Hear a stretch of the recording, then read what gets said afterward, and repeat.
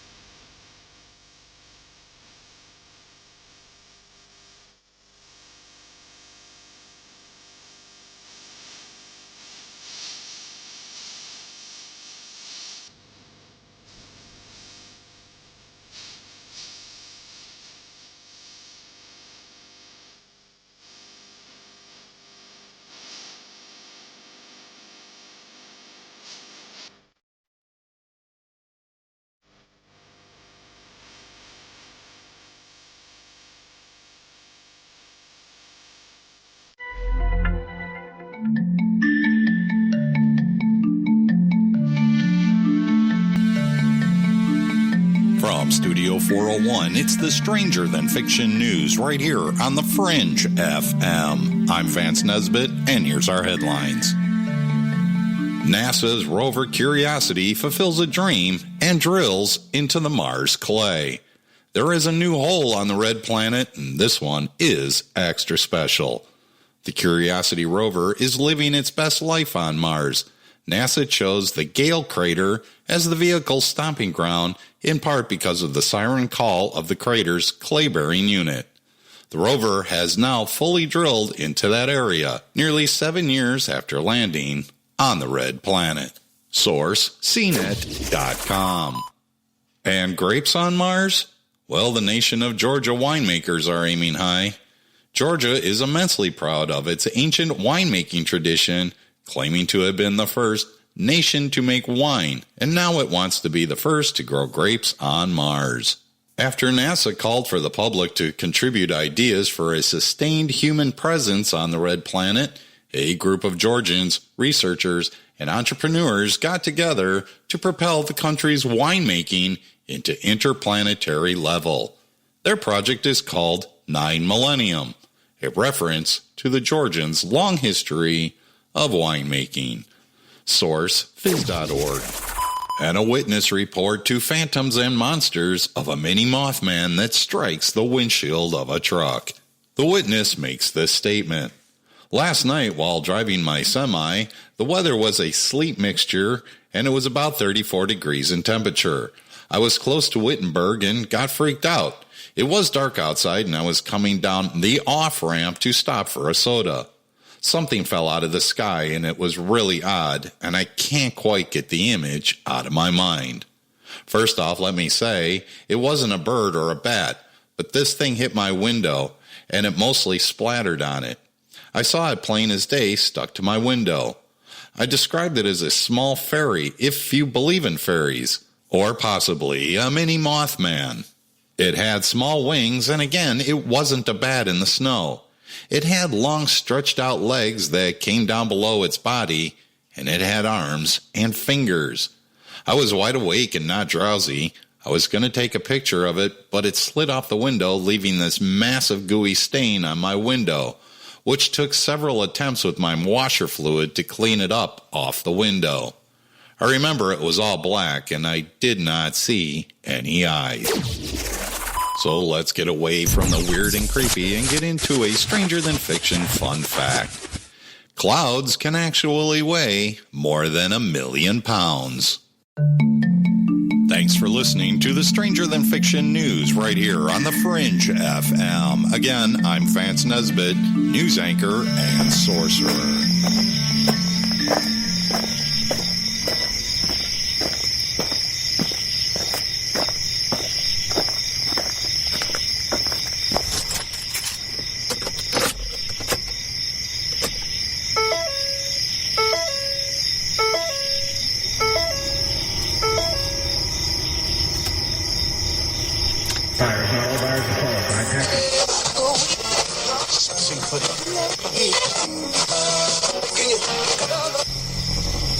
Message is being broadcast by the Department of Defense of the Republic.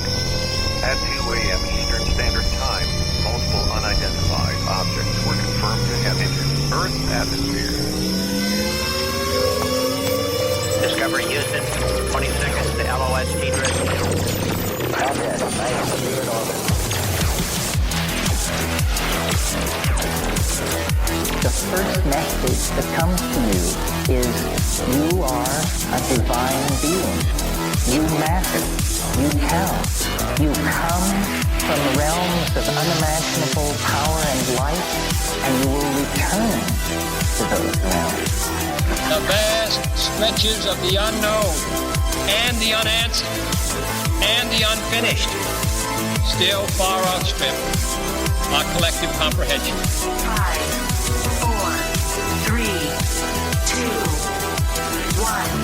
Broadcasting from Forest Tower Studios, all the way from the Deep South. Now, here is your host, Joe Root.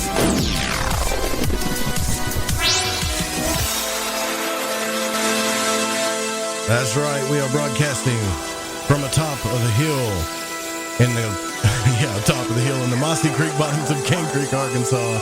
I'm Joe Ruth, and this is Lighting the Void. Thank you so much for joining us tonight on the broadcast. It is April 17th on into the 18th. Tonight on the broadcast, we're going to be discussing interdimensional travelers and UFOs with the one and only, the Reverend John Polk. So it's going to be an awesome night.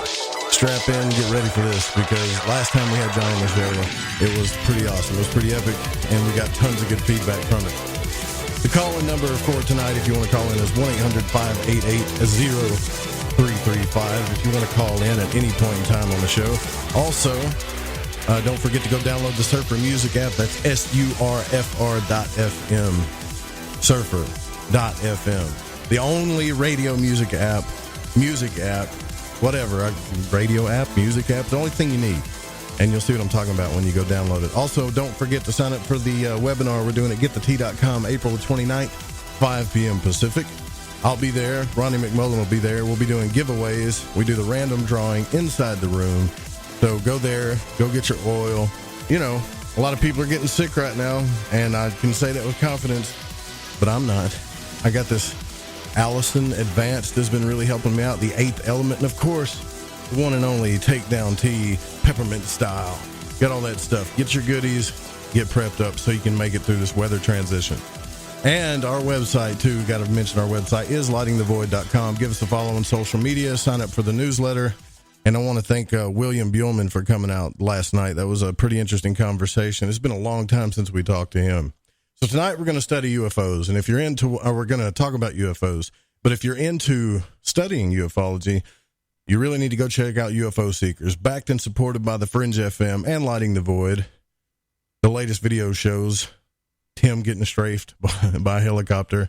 I don't know if you've seen that, but you need to go check it out. UFOseekers.com, YouTube.com/UFO Seekers. If you have a sighting you'd like to report or an active area, give them a call at 661-UFO-7889. And, so it's been a minute since Reverend Polk's been on the program. He also does a show on the network. And if you don't know who the Reverend John Polk is, I don't know what to tell you, but I'm still going to do the intro just in case you don't. He's a metaphysical minister, Reiki master instructor, radio show host of the Quantum Hologram Matrix right here on the Fringe FM, and worked as a medium in Sedona, Arizona for a number of months. And after relocating to the desert Southwest in August of 2017, he quickly made his way into the UFO conference circuit as an MC and speaker. I'm reading here, can't you tell? Tolik gave him his first opportunity as an MC at the 2017 Sedona Autumnal Equinox Conference, September the 22nd to the 24th, featuring James Gilliland as the keynote speaker. Reverend John Polk then went on to MC and speak at an Awareness Life Expo October the 13th through the 15th. In 2017, Shekinah Rose's Blu-ray 1111 Conference, and November 11th at 2017 at our one and only Suzanne Ross's Cosmic Wave Conference, December the 10th and 11th in 2017. Now, back in May of 2018, he spoke at the Consciousness 2.0 Metaphysical Fair near Disney World in Florida. Then he went to another one, October 25th. Well, no, that's when that one was, October 25th and 28th. John, you got so many dates here, brother. You guys just need to go check him out. All right? I've got John laughing at me in the background. I can't keep it together anymore. Just go to johnpolkmedia.com and go check out his website. Go hit him up. Get the book, Yahweh, the Biblical God is an Alien, and the Blue Beings. And that's what we're really going to be talking about tonight. Dude, your laugh makes me want to laugh. They couldn't hear you laughing in the background, John, but when you laugh, I can't help but laugh, man.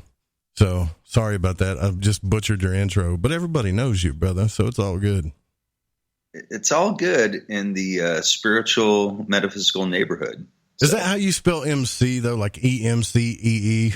I don't think I've ever seen it. It's not the letter M and the letter C capitalized. It's actually E-M-C-E-E. Yeah, it doesn't sound right, but maybe I'm wrong. You know, who cares? I can't spell either. Talk about aliens. Yeah, I don't know how many titles I've put on these shows up here and looked at them and realized they were all wrong. I mean, I make mistakes. Last night when we had William on, I got this new playout system here, Sam Broadcaster, and I hit the wrong button, and it just started playing Red Hot Chili Peppers out of nowhere. And I was like, what the hell is going on? You know, so it's been like that the past couple of days, but it's all good. We're still having fun here. Yeah, that was spiritual. You know, you think so? You hit the wrong button and you play Chili Peppers. I mean, That's a good omen. I mean, in my mind. So yeah, well, Red Hot Chili Peppers are good. But this wraps around our subject we've been talking about this week, because I've been reading this text from Samael on Vior about out of the body travel and meeting genies and planets and stuff. And then we had William Buellman on to talk about the out of body experience.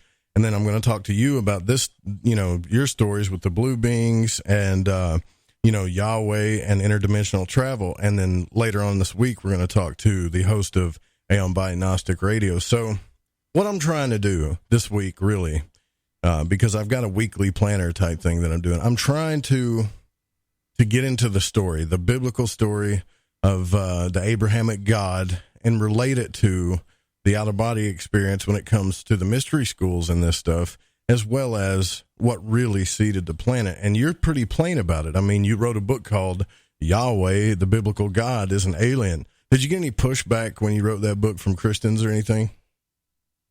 Absolutely, and that's exactly what I wanted. So what I do, and I try to do it amicably without getting confrontational, but I really insist on reciting the scriptures to them in the Old Testament. I've got a 50 bullet point test. Then I just, you know, relay all of these bullet points, and I make the theologians and the Christians responsible for all of these scriptures. And I don't want to get into them right now, to be honest with you. It's too much to talk about. Yeah, sure. We could do 10 volumes easily on it. But I make them responsible for it. And I always win, at least in my own mind, because they cannot explain how God killed everybody. And that in my mind, Jesus Christ was grafted into the Hebrew religion because people were getting tired of deifying a God that killed everybody. It was all about hell and damnation. You do what I tell you to do, or you go to hell and you burn forever, and you don't even get reincarnation.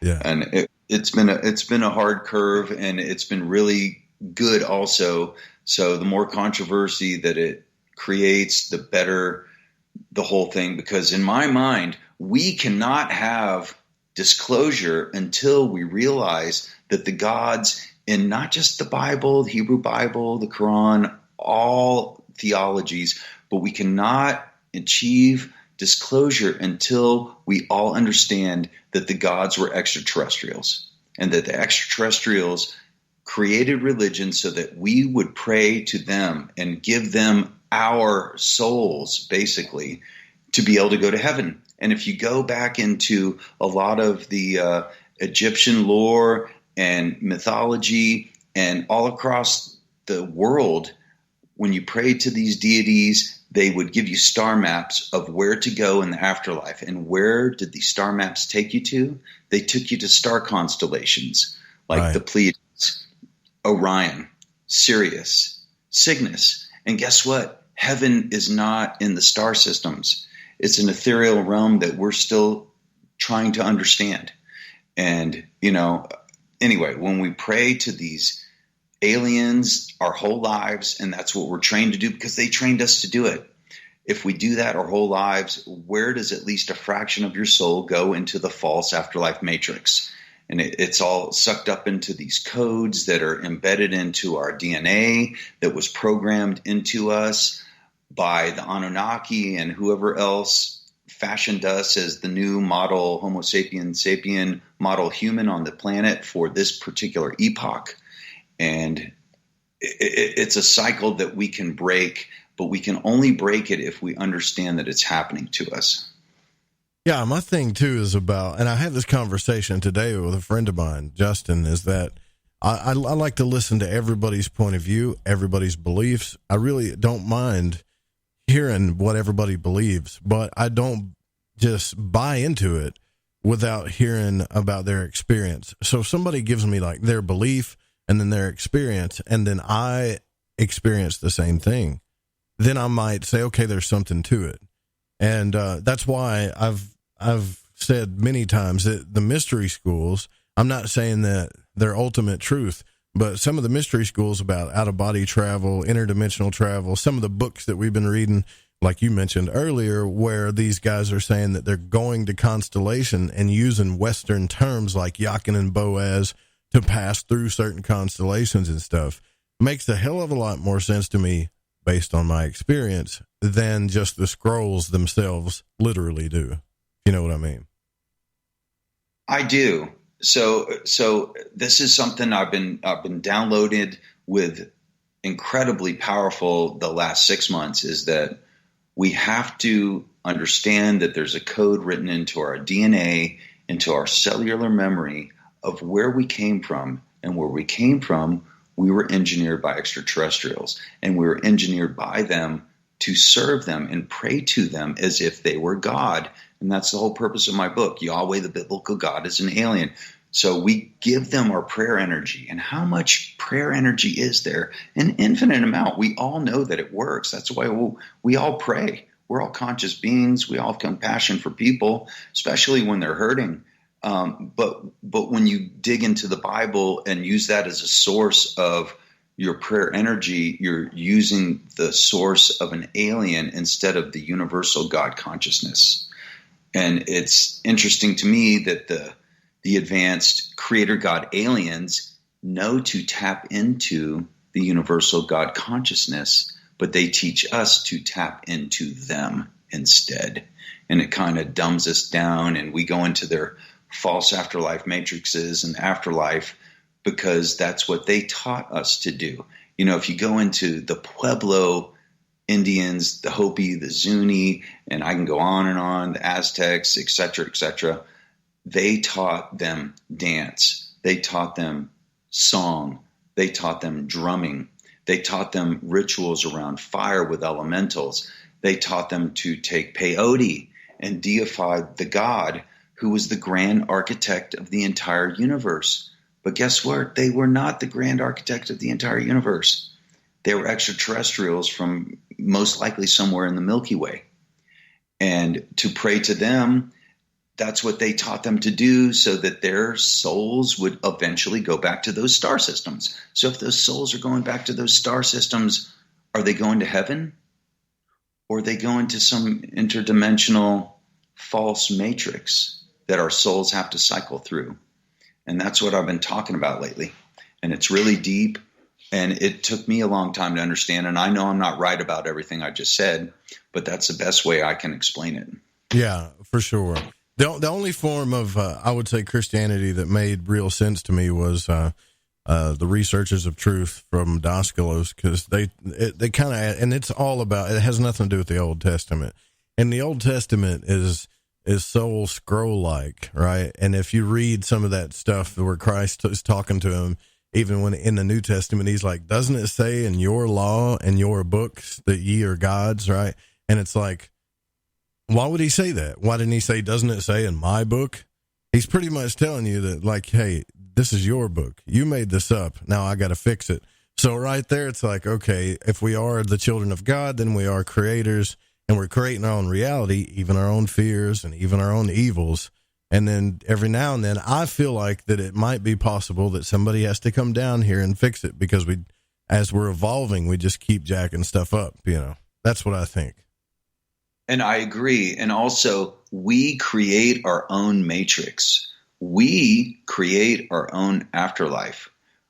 Once we pass, the number one thing that you should do is go to your Godhead, your highest self, so that they can take you to the true light for you, instead of getting sucked into one of these false afterlife matrices, which is what I've been writing about lately. And it's coded into our DNA, but there's a way to defeat it. And the number one way to defeat it is to know and understand that aliens designed religion to pray to them instead of the universal God consciousness or source, or whatever you want to call it.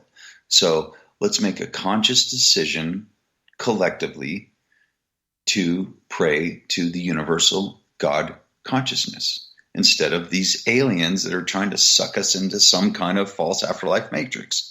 And anyway, I've been very adamant about it. And it's not a popular thing to talk about, though, because you get under people's skin. You're shaking up somebody's entire belief and paradigm when you say stuff like that. Well, and I want to, but here's something to think about. The archangels all appeared in physical form, all of them.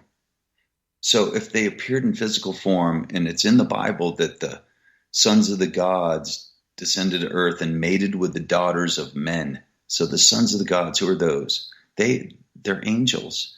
But how can angels have sex? And Eric von Daniken talked about this so much in his book, Chariots of the Gods, in 1968. Angels cannot have sex. So if they are angels, guess what? They're not. There's no way an ethereal being can have sex with a mortal physical human and create offspring called the Nephilim. So we have to think of this whole thing in a whole new paradigm. So a lot of us on Christmas will put an alien on top of our Christmas tree, thinking it's actually an angel, but it's not. There are real angels. There are real angels, and all of the archangels exist, but the ones that are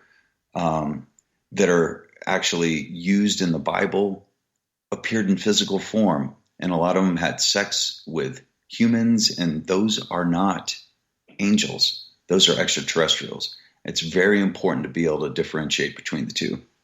That we still, even today, even though it's 2019, there's still people that practice very old traditions that are barbaric, based on beliefs like, sacrificing goats and animals. As a matter of fact, a residence hall, and even in our country, a residence hall at Harvard just ended their tradition of skinning and roasting a goat because, they just now ended it because they said the practice gave too many other students a sense of discomfort, right? Well, what about the goat? How do you think he feels, right? Well, he's sitting there about to be roasted. Do you think, well, why does the God of the universe want me to be roasted? I don't get this. What's the purpose of it? So yeah, there's a lot of weird stuff that's going on. But when you have your first real spiritual or out of body experience, like that's what I'm saying. It really takes, I believe, more than talk, because it takes something practical to happen to you for you to realize, okay, maybe all of this stuff is wrong. Maybe I need to look at our paradigm a little bit different. And that's what I think a lot of people should do. But even when we talk about those types of things, people are afraid of it. They're always afraid, John. They're afraid if they have an out-of-body experience or if they try these things that some demon's going to take their soul or they're going to be damned to hell or something. And I don't get it, And I do try to get it. But what I also think is that when we reach out to the spirit world, we need to create a protection ceremony first. We need to surround the existing environment area with a circle of light. And then if there's a physical structure like a house or a building or even a small room, we surround that room with a circle of God light. And then we surround ourselves with a circle of God light. And if there's anybody in the room with us, then we surround each of them with their own individual circle of God light. And then we surround all of us with a circle of God light before we even go into meditation. And I've been to so many conferences where nobody does that, and they do it for a living. And I don't really understand it, because if you don't protect your immediate environment, anything can come inside. But protection ceremonies are incredibly important. Do that first. And when I worked as a medium here in Sedona, I would always do that first. And it was amazing. I would take people on a guided meditation, and when they came back, some of them were sweating, their makeup was running down their face, their hair was messed up. You know, it was pretty incredible. But once you get in that bubble, then you can travel anywhere that you want to go. Right. And you can navigate more safely than you can if you didn't do that first. You know, another thing too is that I wanted to talk to you about tonight is UFOs. And if we look back in the 40s, 50s, and 60s, it was all about flying saucers. And then in the 80s and 90s, it was the triangle craft. But some of the things that people are seeing now are forms of light that, you know, they tend to either move really fast that you can't even capture with a camera, or they tend to look like stars, or they come in. It's almost like they're interfacing is what it looks like. And I can tell the difference between, there's a lot of fake videos out there, yeah, but I've had this experience myself. And I got to thinking about that when you visited here, because I used to say, man, I've never seen a UFO. I don't know about them. I never saw them. And then when you came here, I saw 4.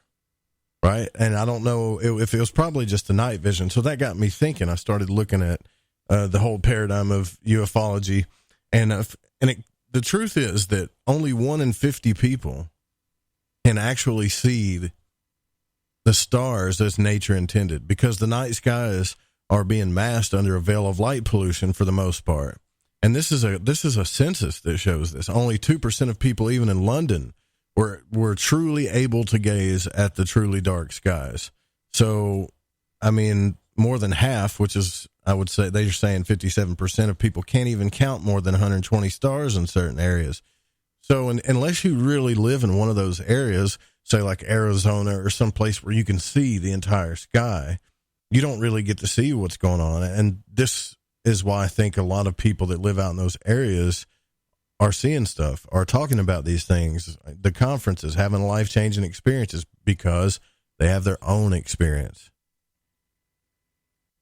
That makes sense, absolutely. And here in Sedona, you know, the whole thing with Andrew Collins and how he was here for the Cosmic Awakening conference, where David Wilcock was the keynote speaker, and he was basically, you know, the number 2 guy, but they both did multiple presentations, workshops, and it was incredibly powerful. And the skies here, there's probably 10 or more tour companies that do UFO sighting tours, and they all make money at it. And Melinda Leslie, who is actually going to be doing a presentation at the Sedona Community Center, I think on the 20th of April, the day before Easter. She has UFOsightingtours.com, and we used to work together in the Center for the New Age. She will give you your money back if you do not see a UFO.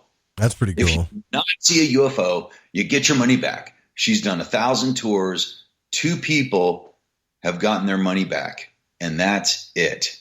And she has got pole position, prime time, right between Bell Rock and Cathedral Rock, 2 vortex areas, but she knows the vortex area within the vortex areas, and it is one of the hottest spots on the planet. And it's also about consciousness. So if you don't have the consciousness and the vibration frequency, which she does, nobody will see anything. But she's so powerful within her God self and her multidimensional existence, they are drawn to her. And they just come in.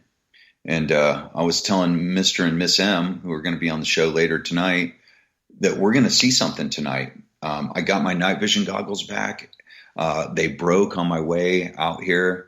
I don't know what happened. It's funny. I took them back to Bearing Optics, which I bought through Ben Hansen, and they were 1 month out of warranty, and they went ahead and fixed them anyway. And I ship them out to Hunting Beach, California, and the engineers are like, we've never seen anything like this before. Something fried the circuit grid, but the tube is fine. And they're like, what did you do to fry the circuit board? I'm like, oh, I don't know, but I know that it was me. It's the energy that comes off of me that fried the circuit grid. But anyway, I got my goggles back, and after I go sing with the band later tonight, we're going to go out and look for UFOs. I'm extremely jealous. I wish I could go sing with the band and then go look at UFOs. It'd be fun. Well, that sounds like a blast. All yeah, right. man. It's going to be fun. We're at the bottom of the hour. We're here with the Reverend John Polk. We're going to continue our discussion on the interdimensional hypothesis, which is an idea advanced by ufologists such as Jacques Vallée. It says unidentified flying objects and UFOs, and even things related events to these, involve visitations from other realities or dimensions that coexist separately right alongside our own dimension. We'll be right back.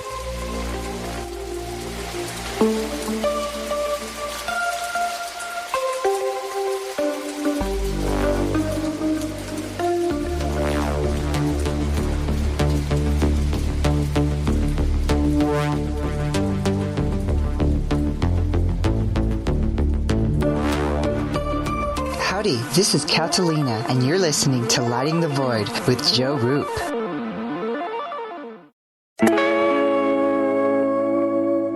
This is Crow 777, and you are listening to The Fringe FM. Hey guys, do you struggle with low testosterone levels? Symptoms of low testosterone affect your optimum functioning as a man, and this includes loss of motivation, fatigue, and lack of libido. Well, now there's a way to increase your testosterone levels and combat these symptoms, and do it naturally.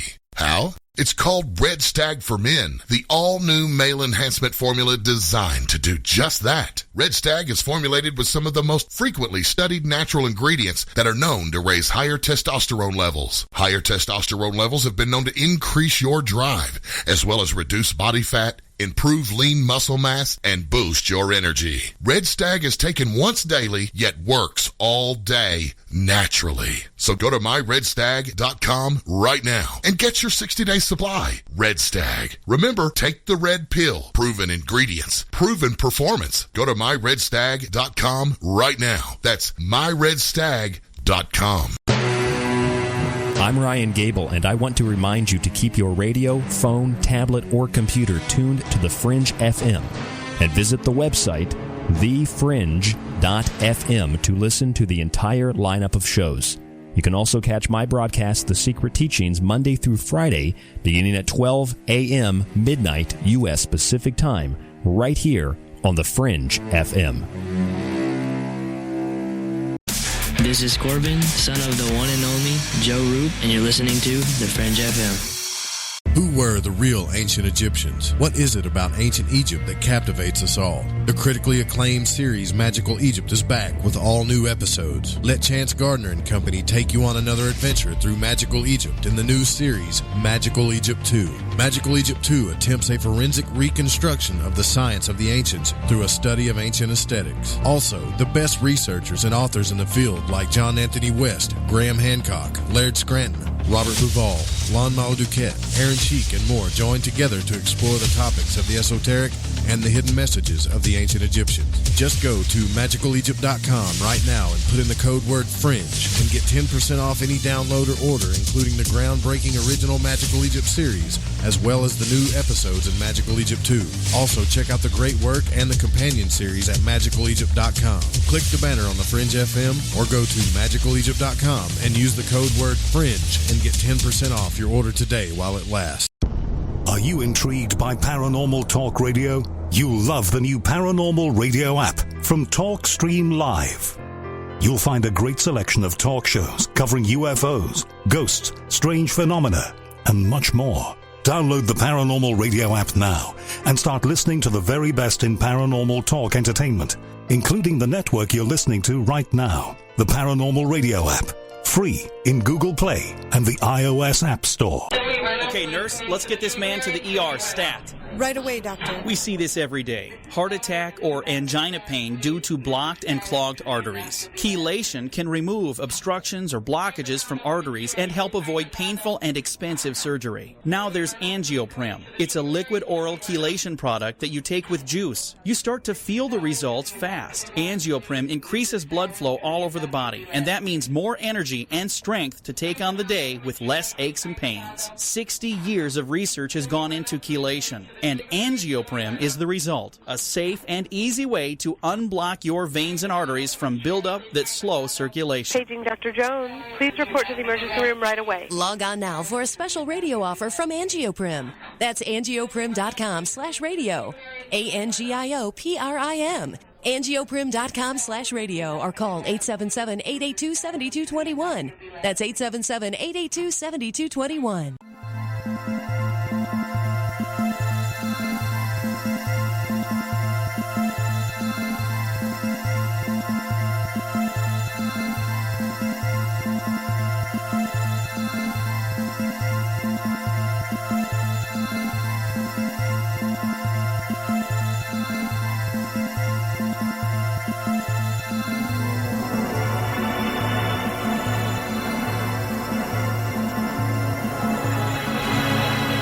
All right, welcome back to Lighting the Void. I'm your host, Joe Roop. Yeah, I don't know if you guys could tell the difference in Corbin's voice, but yeah, his voice has changed. I've got 2 different clips I'll probably play later of Corbin's shout-outs. And, I mean, it seemed like 2 years ago he sounded like a little baby. I'll have to play that later, but that's funny because he did another station ID for us, and it sounds, he sounds like a grown man now. He's growing too fast. I'm going to cry. But, we're here with the Reverend John Polk, host of the Quantum Hologram Matrix, author of Yahweh, the Biblical God is an Alien, and the Blue Beings, and we're talking about interdimensional travel and UFOs. From my experience, John, when I look at somebody like Tim Doyle's stuff, most of the stuff he catches is deep space, and that's the things that I noticed when you came out here. A lot of these UFOs that move, some of them are really small in deep space, so you can't really make out what they are until they start moving kind of crazy, right? Then you can say, okay, yeah, that's definitely not a satellite. But what I'm talking about is certain specific things that interface. And I know you've had experiences like that where things just come in and then they're gone. And I've even seen a couple of videos that you showed me about that. Do you think that those are actually physical ships, or that they might just be bodies of certain beings that are able to interface between different dimensions or realms? All of the above, Joe. And also, it's the vibration frequency that we contain within ourselves that enables us to look into these extra dimensional realms. So it's funny. I've been with a group of people where only 2 or 3 of us saw a bunch of things and nobody saw anything else. And I've been in bigger groups where a bunch of people saw something and I didn't see anything myself. And I'm usually the one conducting these tours. So, and sometimes I was with Brad Olson in Vegas at the Hooters Hotel pool deck one day, and he saw a mandala in the sky that was purple. And he's like, dude, how can you not see that? And I'm like, I can't see it. I'm usually the one that points this out to people. And I said, you know what, Brad, that was meant for you. And I told you, if you start hanging out with me, you're going to start seeing stuff. And he did, and he'll acknowledge that he saw something. We're just sitting at the Hooters pool deck, just laying in our chairs after swimming, and he saw a purple mandala like at 11 in the morning. And so things like that happen. It's all based on your vibration frequency, and the vibration frequency that you put out to the universe is picked up by your star family. It is. And they're the ones often that visit you. And if you see something and nobody else does, well, you're either crazy or you were chosen to be the only one or one of few that actually saw it. Yeah, and I will say this about you too. I have people that tell me they absolutely love you, and they love your show, and they love your books, and they love your story. And then I've got other people that go, man, that John Polk guy is crazy. But either way, right? Either way, I love them too, man. I know you do, right? Either way, You've never backed down from your story. You've never taken a bad attitude with anybody. It's never fazed you. Which to me, in my experience, that tells me that at the very least, you've had some pretty amazing paranormal experiences in your life, to say the least. I have, and we were just talking about it. What's more important than photos and videos is witnesses. So when I was at Contact in the Desert in 2017, James Gilliland was doing a presentation in the amphitheater with probably 2,000 people, and he was going through a protocol of how to call in the UFOs. And when he did it, myself and Eric at Awakening Man and 30 to 40 other people left the tent and went to the side and saw a cluster of 19 UFOs break up and go into all these directions. And one of them did a loop-de-loop right in front of us. All of us saw it. Eric saw it. We all saw it. And it's all about the witnesses because it was so fast, none of us had a chance to get it on video. But I want to introduce a good friend of mine. He's actually part of the Greek god pantheon.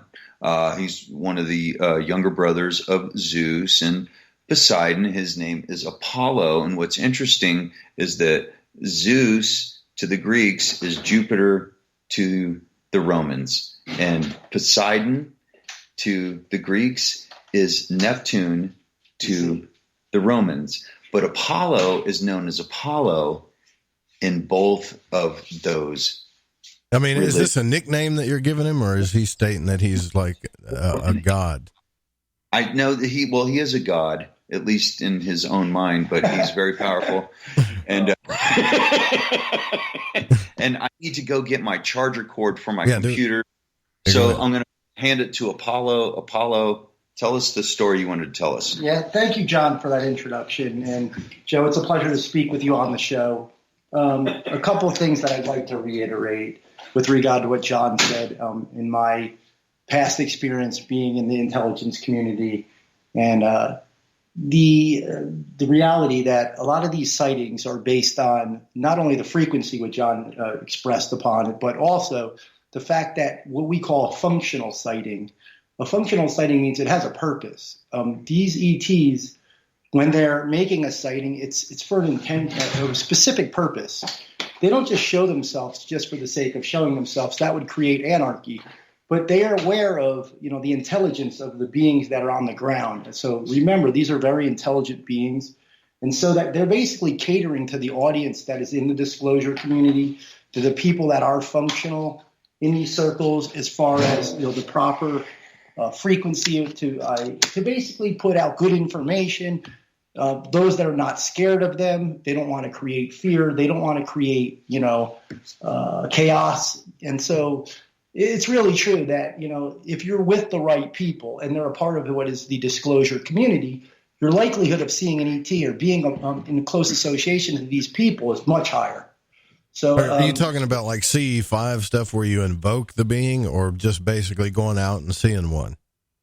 No, if you're going to go out and see one on your own, it's going to be difficult unless for whatever reason you're called to see it. They know your DNA because, our DNAs are based on clearance from our bloodlines and, the advanced knowledge of the history on our bloodline. So if you were active, if someone in the family was active in an intelligence community and is aware of it, it might come through with you and they'll show themselves to you as the next generation of the disclosure. Or if you're hanging with those that are in the circle, most likely you're a part of that circle, or you will be in the future.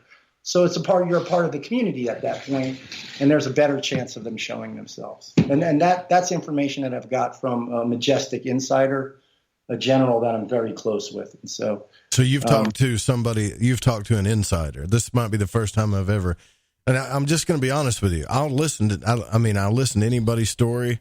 But I'm a bit skeptical of stuff like this, but not because I don't ever assume anybody's coming out and lying to me. I've never assumed that.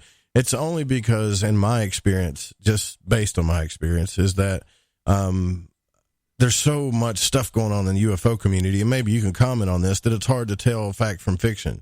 And we mentioned this on John's show the other night when he had Richard Doty on, right? And that's a whole other controversial subject.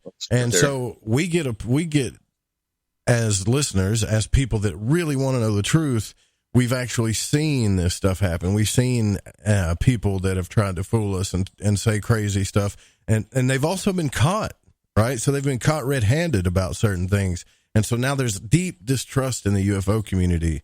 So for you to come out and say that you've got an insider, that's a pretty bold statement right now. But of course, what are you supposed to say? And here's the conflict, right? Because you can't reveal his name, obviously, right? I mean, you probably wouldn't even tell me who it is, even off the air. So if this is really going on, then you have to make that decision. Okay, I'm going to come out and say this regardless of what people believe. And that I can respect totally.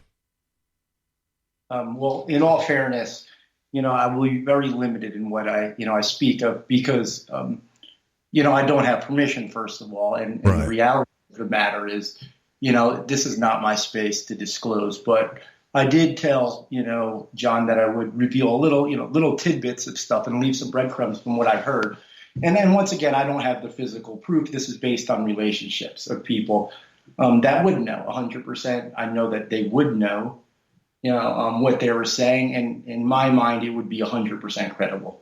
So it's not my experience. And so I won't speak for others. But, let's just say I've heard, a bunch of, let's just say insider stories from those cases. And they're people that we know well and we know their backgrounds. So I don't want to shoot too much into it, but, some of the stories that, people are hearing, about, specific presidents and their visit to the bases, I can confirm hearing that from very credible sources. Also visitations at council meetings that took place in those bases. I can confirm those types of things. Without proof. You can confirm that Eisenhower visited Area 51? Yeah, that I've heard from a very reliable source, and that's the most I would like to say about that. And knowing even those that welcomed in that were of a certain clearance. Sure, I understand. I'm trying to think when I'm comfortable. There's some people, there was an individual that everybody knows that was present in the Pentagon. I won't mention his name, but these people also were working with him too. It was a specific person that got some notoriety as a humanoid looking ET, obviously would be very similar to humans, but had a history from off-world in that. I shouldn't say too much, but let's just say that I had good reliable sources confirm that as well. Well, what I do know about Area 51 is a lot. I've heard the theory where some people think that it's now a red herring, but I don't think that at all, because based on Tim Doyle's last video, when he went out there, he didn't even go inside the perimeter. He didn't go inside the perimeter, and he was stalked by security guards that were trying to hide their IDs. And if security guards in the military are covering up their faces because they don't want you to know who they are, then there's something big going on there. And then even a helicopter came out and got, I would say, within 50 feet of him just to take pictures of him and see what he was doing. Whether it's military or alien, I don't know. But what I do know is that they're still hiding some pretty deep secrets out there. There's no doubt about it. And, I remember back in the day when people used to say the Area 51 didn't even exist. Do you guys remember that? Like they thought it was, there's no such thing as Area 51. Even when the video game came out in the arcade, everybody was saying that, but that's totally false now. We know it exists, and we know they're hiding stuff out there for sure. And what's interesting is that you and I interviewed Bill Burns when I stayed the night in your studio, and he said that Laura Eisenhower lied about it. Remember that?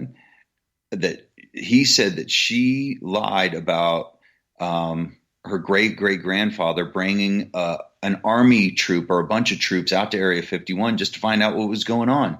And remember, we were talking about it on the show, and he's like, no, that is not true. And I'm like, well, I'm not going to pick a side here, but I thought it was interesting that he said that was not true. I don't know Laura Eisenhower that well, but so I can't really make a decision on that. But I'm not the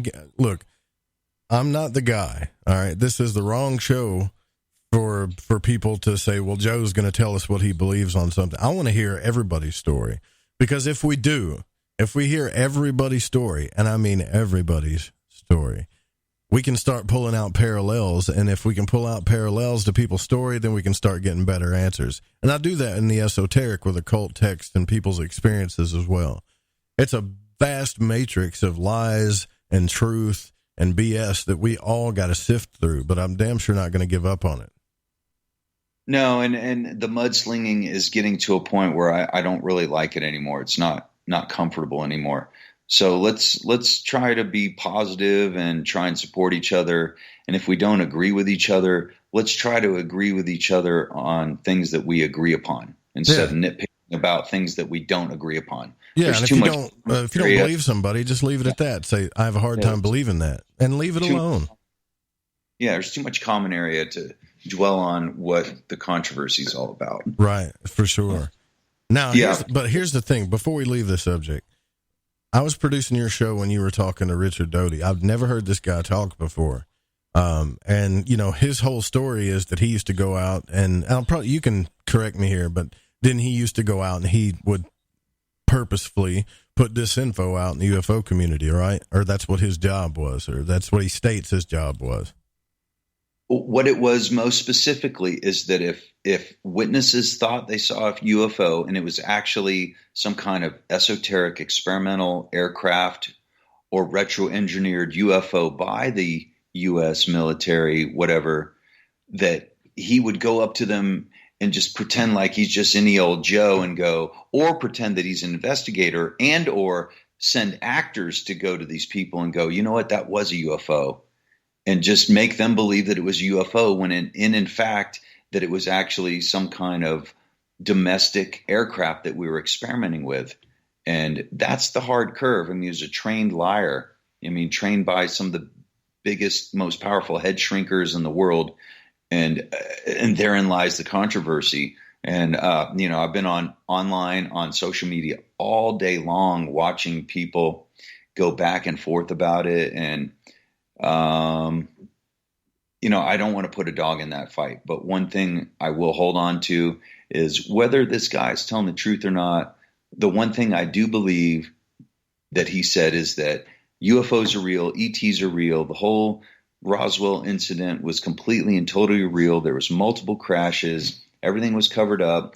MJ-12 ending in 1969, Project Blue Book ending in 1969. That was all bull, that they continued the program. It's still going on to this day.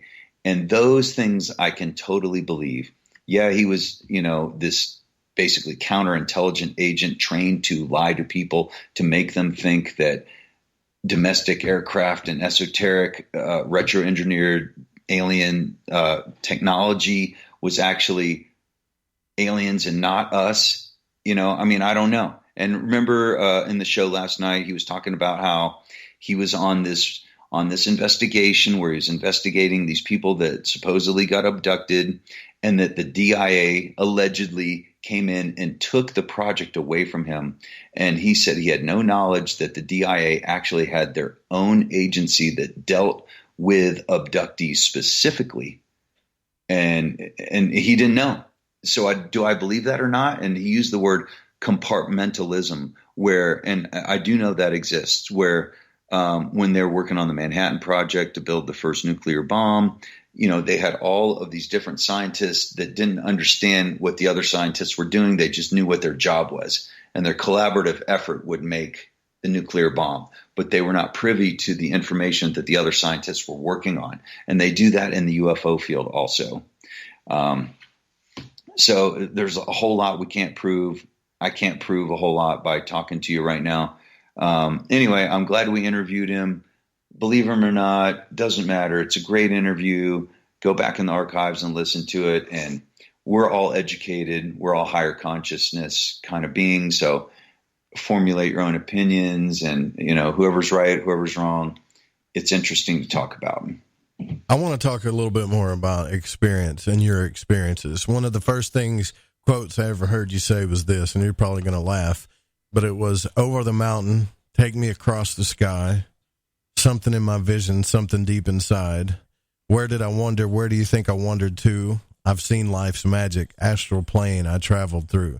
That was Ozzy Osbourne. I heard you quote that one time, and you said, I know exactly what he was talking about. That was the first thing I've ever heard you say shortly after I had my own out-of-body experience. And that's what kind of, I think, and this is why I push that so much, John, is I feel like if people can have their own, not lucid dream, but actual, I would say, out-of-body experience, then everything changes for them, right? Don't you think that's where, don't you think that's where people need to start? Because everything else is just theory until it becomes practical in your life. And this is something we all can do. Yeah, absolutely. We are all multidimensional beings. We don't just exist in the third dimension. We exist in all dimensions simultaneously. So I got this download of poetry a number of months ago where it started, remotely view you through the higher eyes that are reviewing you. Remotely view you through the higher eyes that are reviewing you. So who are those higher eyes that are reviewing you? It's you. It's you in a higher dimension. So now look through those eyes from this higher dimension down at your three-dimensional self and coexist within your pantheon of selves. Feel and live vicariously through your Godhead, through your highest self, and know that your highest self has so much of a better interest in what's happening to you, and we have very little understanding of what our higher self really is all about. But in my mind, our highest self is God. So therefore, we are all God. We all have a God self, a God concept, a universal God consciousness within ourselves. And since we do, tap into it. Know that it exists. Know that you have all the power of the universe. You have the power of love and manifestation through intention. And it's very real within all of us. Now, 10 years ago, I would have said that what you're saying, I would have been on that other side that says John Polk is absolutely crazy, right? Right. But I read Journeys Out of the Body by Robert Monroe, William Buellman's work, several esoteric and occult texts, and they all are talking about that. They're all talking about how they would meet beings, at least Robert Monroe for sure, how he met beings that helped him in these realms. And then in his third book, he talks about how he realized that those beings were just other parts of him. That's Robert Monroe we're talking about here. You know, so when I hear you say things like that, I wonder, what was your first experience with this? Was it when you were a child, or were you just out of the womb this way?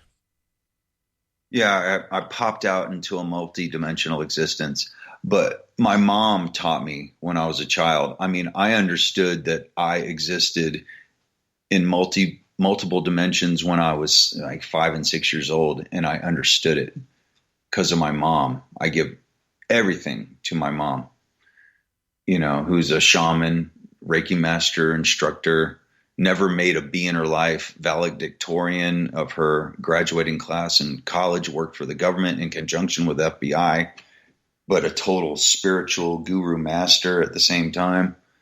I love my mom. Without my mom, I would probably be a lawyer and sucking people's blood for a living. And I would have been good at it, you know. Thank you, Mama. You know. Well, there's a lot of science fiction too that talks about interdimensional and extra-dimensional beings, and in the way that science fiction talks about it, it's always been like a type or theoretical thing. Real entities and dimensions either beyond our own or that exist right here with us. Yet now people are, like I said, man, more people are having the OBE experience. It seems like everybody and their brother is trying DMT or dimethyltryptamine, and so I look at the parallels in that too. Yeah, it's the psychedelic experience, and I know a lot of you think you probably don't need to do that. But what I will say is that when these people have this experience, there are a lot of parallels that they have. Number one is they always say that wherever they go, they feel like they've been there before. That's something to be said. They always see something like a matrix or code or geometric shapes, and they always meet entities. I mean, So you got people that are just inhaling drugs to surpassing the Kundalini experience for a 5-minute portal into that. And then you've got esoteric occultists and all these other people that have been keeping this stuff secret for years. And now, you got people in the UFO community that are talking about this. I think it all intertwines. And what I'm trying to figure out is what if the aliens are here, what are they? Where do they come from? I'm just being honest with you, John. I have not had a CE5 experience, and I've tried. And I don't know why. Maybe I'm blocking it. Maybe I'm not ready. What do you think stops most of us from having these types of experiences, especially when we want to? That's a brilliant question. So when I was around your age, I tried to become a Reiki master for 5 years. I went to all of these different Reiki masters. I offered them cash up front. I wasn't asking for a deal. I want you to make me a Reiki master. And I had probably 15 of them over the course of 5 years tell me that they would do it. And every one of them backed out. Every one of them. They wouldn't return my calls, my emails, my texts, nothing. And I'm like, what is going on here? There's something energetic that's very wrong. And what I eventually realized is that I was not ready. My soul went into their mind and made them change their mind. Otherwise, they were lying to me. They all told me yes. Why would they tell me yes? I was offering them money. I wasn't asking for a deal. Every one of them told me yes, and not one of them would respond to me after telling me yes. And at first I'm like, why would these people lie to me? And they weren't lying to me. It was my soul getting into their soul, changing their mind to not attune me to become a Reiki master because I wasn't ready. And I finally met the right Reiki master. And it took about 5 years, which really shocked me. I had no idea it would be that difficult. But it was worth the wait, and I'm glad I waited. And then I also became a metaphysical minister in the same year also. And I tell you what, when I became a Reiki master and when I became a metaphysical minister, back in 2011, I'd seen UFOs my whole life, spirits since I was 5 years old. I saw them more than I ever saw before because through those attunements, they raise your vibration to a higher frequency so that you look into extra dimensional realms, without even trying. Wow. So, yeah, it was very powerful and very real. So when I do my workshops on teaching people how to see angels and UFOs, I basically do Reiki on them, raise their vibration to a higher frequency so that they can see into extra dimensional realms that they have always been able to see into. They just needed a little spark, just needed a little activation. Right on. So at this time, I want to introduce two of my good friends that have been on the network before. They're Mr. and Miss M.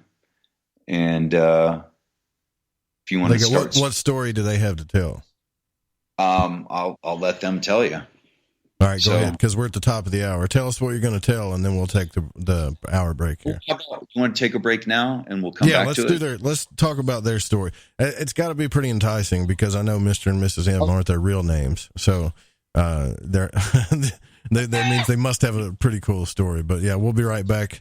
We're here with the Reverend John Polk. You guys don't go anywhere. Don't forget to support the show if you find anything of value. Also want to give a shout out to the pool man Mike out in California. I did get your email. Thank you very much for your feedback. I really appreciate it. We'll be right back.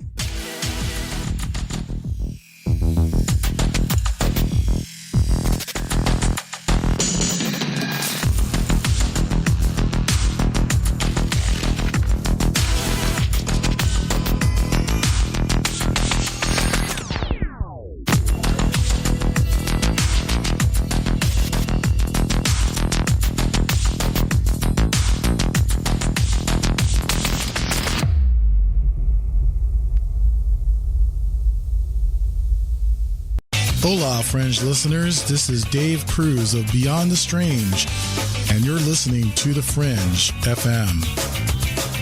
Alex X. Hi, I'm Alex Exum, and you're listening to The Fringe FM. Get the Tea is the #1 cleansing tea in America. We cleanse you with organic ingredients, and when used daily, you can increase your energy. Cleanse from intruders that set up camp in your colon. Cleanse your colon and feel the difference. Colon cleanses can be uncomfortable. Not Life Change Tea at GetTheTea.com. Life Change Tea is mild yet truly effective. Cleanse your insides every day. Easy to make, easy to use, and feel the results. Are you sold? Okay, then here's how to order. Log on to GetTheTea.com. That's GetTheTea.com.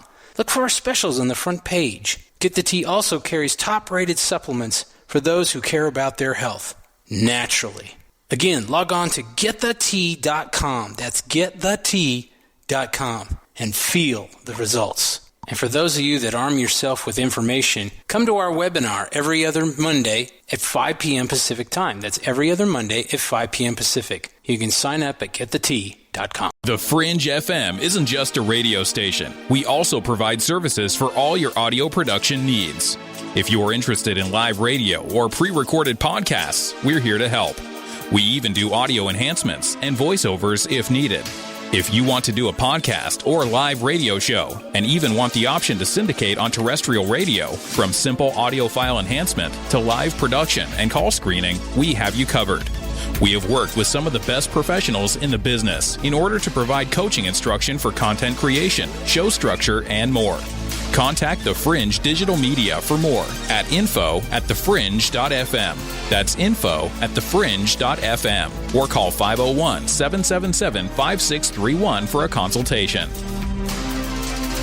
Did you know that qualified patients can access medical cannabis in all 50 states? Cannasense is a medical cannabis collective that helps patients in all 50 states gain access to cannabis medication. Cannasense does this with a streamlined process and strict compliance with the Compassionate Use Act of 1996, the Affordable Care Act, and the U.S. Constitution. It is important for each patient to understand the legalities involved, the costs, and the benefits of cannabis medication. Through truth, legalization, and education, the medical benefits of cannabis will supplant recreational perceptions, and the real vision for change will be realized. Let the people and their personal doctors take control of their medical cannabis decisions before the greed of big business takes over. The tipping point for change is today, and Cannasense is ready to lead the charge and enable legal access for all qualified patients to medical cannabis through its proven system. For more information, go to thefringe.fm/care or click the banner on the website today. AncientLifeOil.com. For your CBD needs, just remember, AncientLifeOil.com. What does it do for the body, you ask? I can't say due to the people in the suits that run the industry. Big Pharma's all over CBD because of its well, you know what I mean. Research the benefits of CBD on Google and come back to AncientLifeOil.com and purchase your CBD today.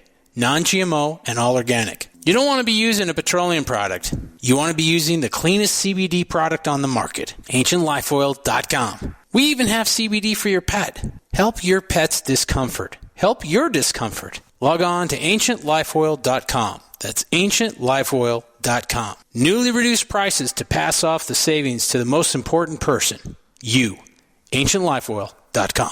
And one more thing. We have topicals too. So if you have joint pain and some different issues that are going on in your body, you might want to use a topical. Think about it. AncientLifeOil.com.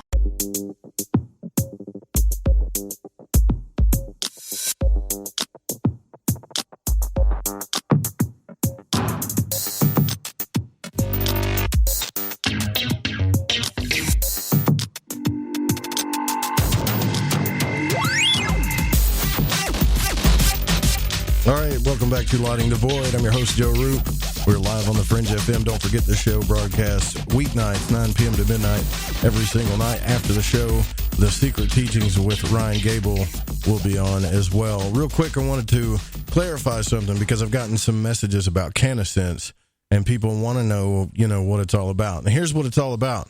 It's not about pushing marijuana on people and trying to legalize it recreationally. Nothing like that. What this whole thing is about you and your doctor and you able to have access to medical cannabis under the law of the Constitution, and it's about your sovereignty. And there's a lot of people behind this, and there's a lot of people that will help you. So if you need medical cannabis to help you with any of your symptoms or whatever, There's a process to do it. You can always check it out. You can go to thefringe.fm/care. You can click the banner on the website. I know some of you may think, well, Joe's just a big pothead. Absolutely. If everybody that knows me personally knows that's not true at all. I don't really partake. And if I do, it ain't the powerful stuff. And it's every once in a while when I need it medically. But yeah, so what we're hoping for eventually in this country is that they'll wake up and stop saying that it's okay to use opiates and alcohol, and not okay for medical cannabis, and to keep locking people up. And you can actually have access to this medicine under the Constitution. Now, if you want to get more information, Daniel Crumpton was on InfoWars. I believe he's also going to be on some other shows. I don't know if I have the privilege to announce them, so I won't. But yeah, go to thefringe.fm/care for more information on that, or click the banner on the website. All right, we're back with the Reverend John Polk, as well as Mr. and Mrs. M. Tell me about Mr. and Mrs. M, John. It's Miss M. Miss M, excuse me. I always mess that up anyways. So when I first moved to Sedona, August 17th of 2017, Suzanne Ross had an eclipse party on August 21st, and it was the first eclipse of its kind in 99 years. And I was invited to this party. It was at 9 a.m, and it was all spiritual healers, psychic mediums, conference speakers, organizers, authors, researchers, and Megan and Matthew were two of the first people that I met. And it was very interesting. Matthew had this big seventh seal activation chart graph, if you will, and he put a chair on top of it. And he's like, all right, everybody sit in the chair. And he was nice about it, but he's like, sit in the freaking chair, just do it. And so we were sitting in the chair, and you could feel it activating your dormant DNA, your cellular memory from past lives and everything else, your star lineage. And it was extra powerful. And that's how I met them. And Megan is a very incredibly powerful psychic medium that does it for a living. And these are two of my first friends I met in Sedona, and we're cohabitating now. So welcome, Mr. and Miss M, to the Fringe.fm. Awesome. Nice to meet you guys. So tell me your story. Before we go down this road, I got to start from the beginning. What happened? Something happened. Tell me what happened. What happened? How did we? Well, okay. So, most people probably know us from our show, Deep Disclosure, which you can find on YouTube, where we tell a lot of stories about our lives and what it's all about, and the experiences that we've had with ETs, and our work behind the scenes on the global financial reset, and the experiences that we've had, that I've had as a psychic, and that M has had, doing the work that he has in the spiritual world for the last 30 years. And so I guess I can add something to that, and that's deepdisclosure.com also for quick reference. Okay. I started waking up when I was, in my teens. I'm in my 50s now, and I had a lot of spiritual activity, voices in my head, experiencer, I've been on board craft, a whole bunch of stories that could be told, but basically all these things led or spiritually was guided. I feel like I was mentored by my guides to play a particular role. And as I proceeded down my path, I found that I had past life recall. So I was working on two avenues at the same time. One was my spiritual journey, and the other was the fact that my dad invented a computer system in 1967, which was way ahead of its time. It runs the Federal Reserve, the IRS, and some agencies use it. I went to work at the Pentagon when I was 23, DIA, that's Defense Intelligence Agency, when I was 25, working on a logistics system. And anyway, so I led a double life because I had to, maintain that I was my dad's son, but at the same time I was having all these profound spiritual experiences. And those two sort of merged when I ended up working for behind the scenes with a lot of high-level people, some of which were agents from MI5 and CIA, working on a new banking system. And I did that for a decade. and we almost launched that new global banking solution in 2012. And anyway, so these things have produced a lot of interesting stories, and that's a little bit of a broad stroke on who I am. Sure. So wouldn't most people, when you hear things like the global banking system, most people think, when they hear stuff like that, they think like New World Order. They think bad things. Is this something totally different? No, the design was to get it out of their hands because Gotcha. The Federal Reserve central banking system was a bad thing. It was set up to be a good thing, but it got corrupted and hijacked. And so our effort was to set it up to enable all of this wealth to trickle down to everybody for a golden age, of prosperity. Yeah, well, that's still kind of going on. I got 60 companies right now that people would not believe that paid zero in taxes, and hearing them justify it is outrageous to me. I don't understand how you could profit millions and billions of dollars and pay $0 in taxes. Yeah, something's wrong there. Yeah, you do it by owning the people that write the tax code. Yeah, there you go. Yeah. So this at your website, it talks about the Galactic and Earth Alliance Unity for global unity. So have you made contact with, you say, your higher beings that are trying to help you with this? Is that what's going on?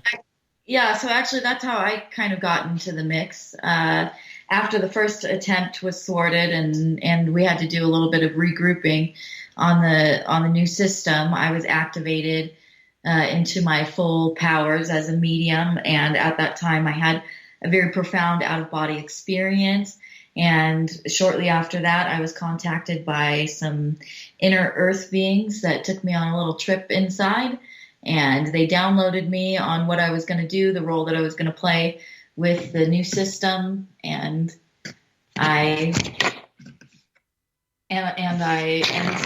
that's kind of how my contact in my adult life began. Okay. All right.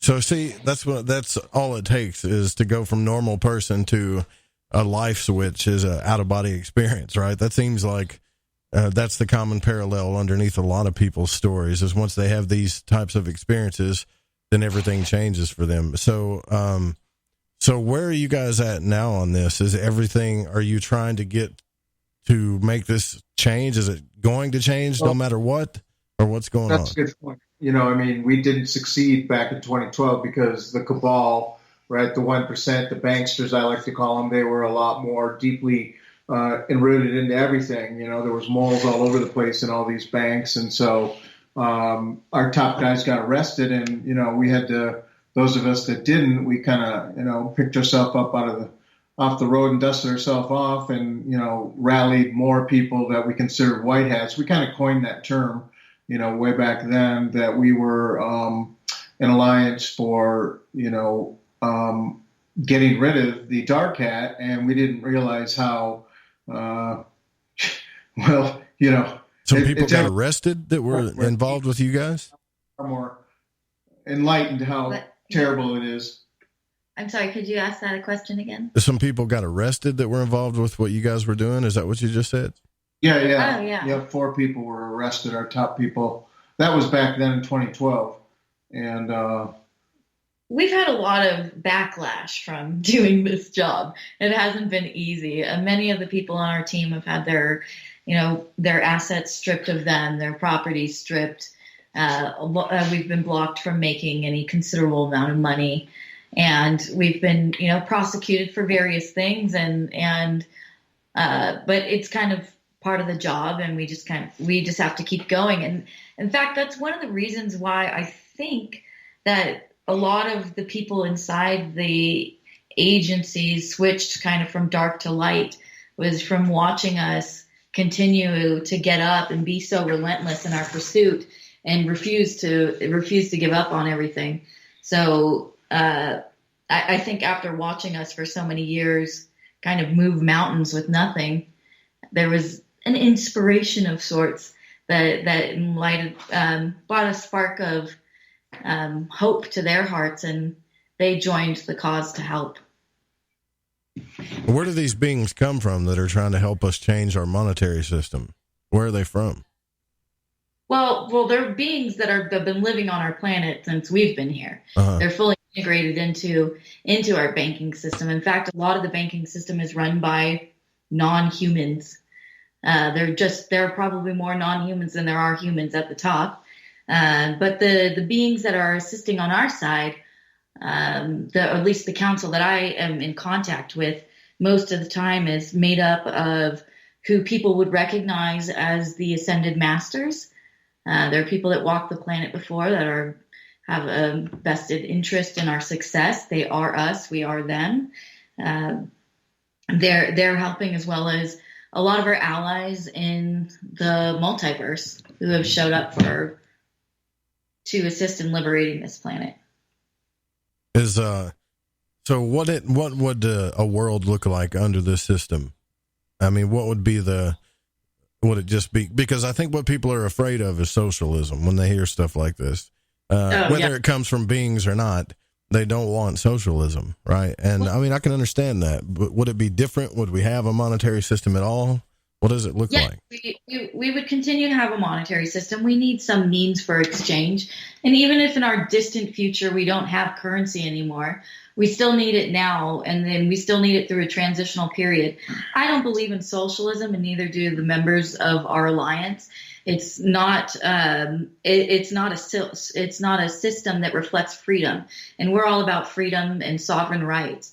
And so I believe that our future is a meritocracy, and a meritocracy is the social system that best reflects what the American dream really is. It's what our founding fathers had in mind when they created this great nation. They gave us the right to pursue our happiness, the freedom to live how we want to be, and there was a belief that was seated in all of us that if you were a good person and that you worked hard, that you had the right to have a decent life as a human on this planet, and that somehow was superseded by an agenda held by a few people that created systems to oppress us and strip us of those rights. So we believe that when we return those rights and return those freedoms, we can return to that meritocracy that also directly reflects the ascension process that we really are here in. It's a process.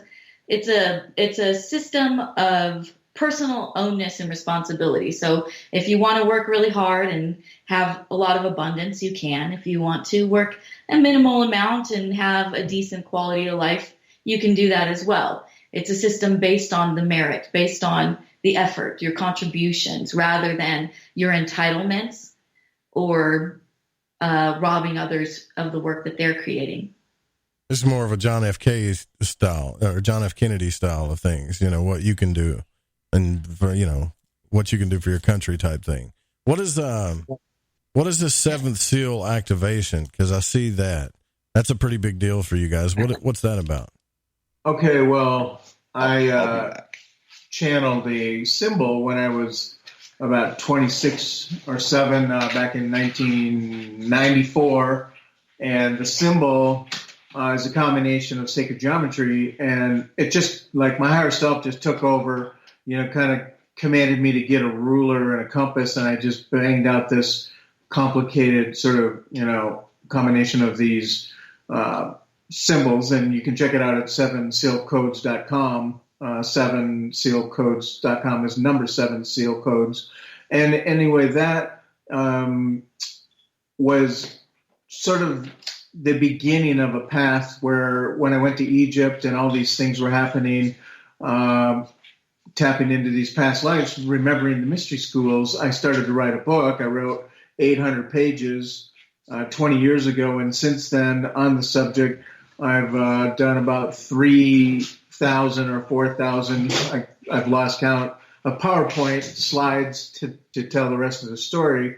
And basically, about 3 years ago, my higher self came in and redrew this thing. This is what Reverend John was talking about, big enough to fit underneath a folding chair, and it had number sequences on it that I had been learning about, like the Fibonacci sequence, and there's a variety of sequences that are really profound because they dovetail and reveal things with our English language And this language of light, that I've been bringing through, are all embedded into this symbol. And when people sit on it, it activates the Kundalini.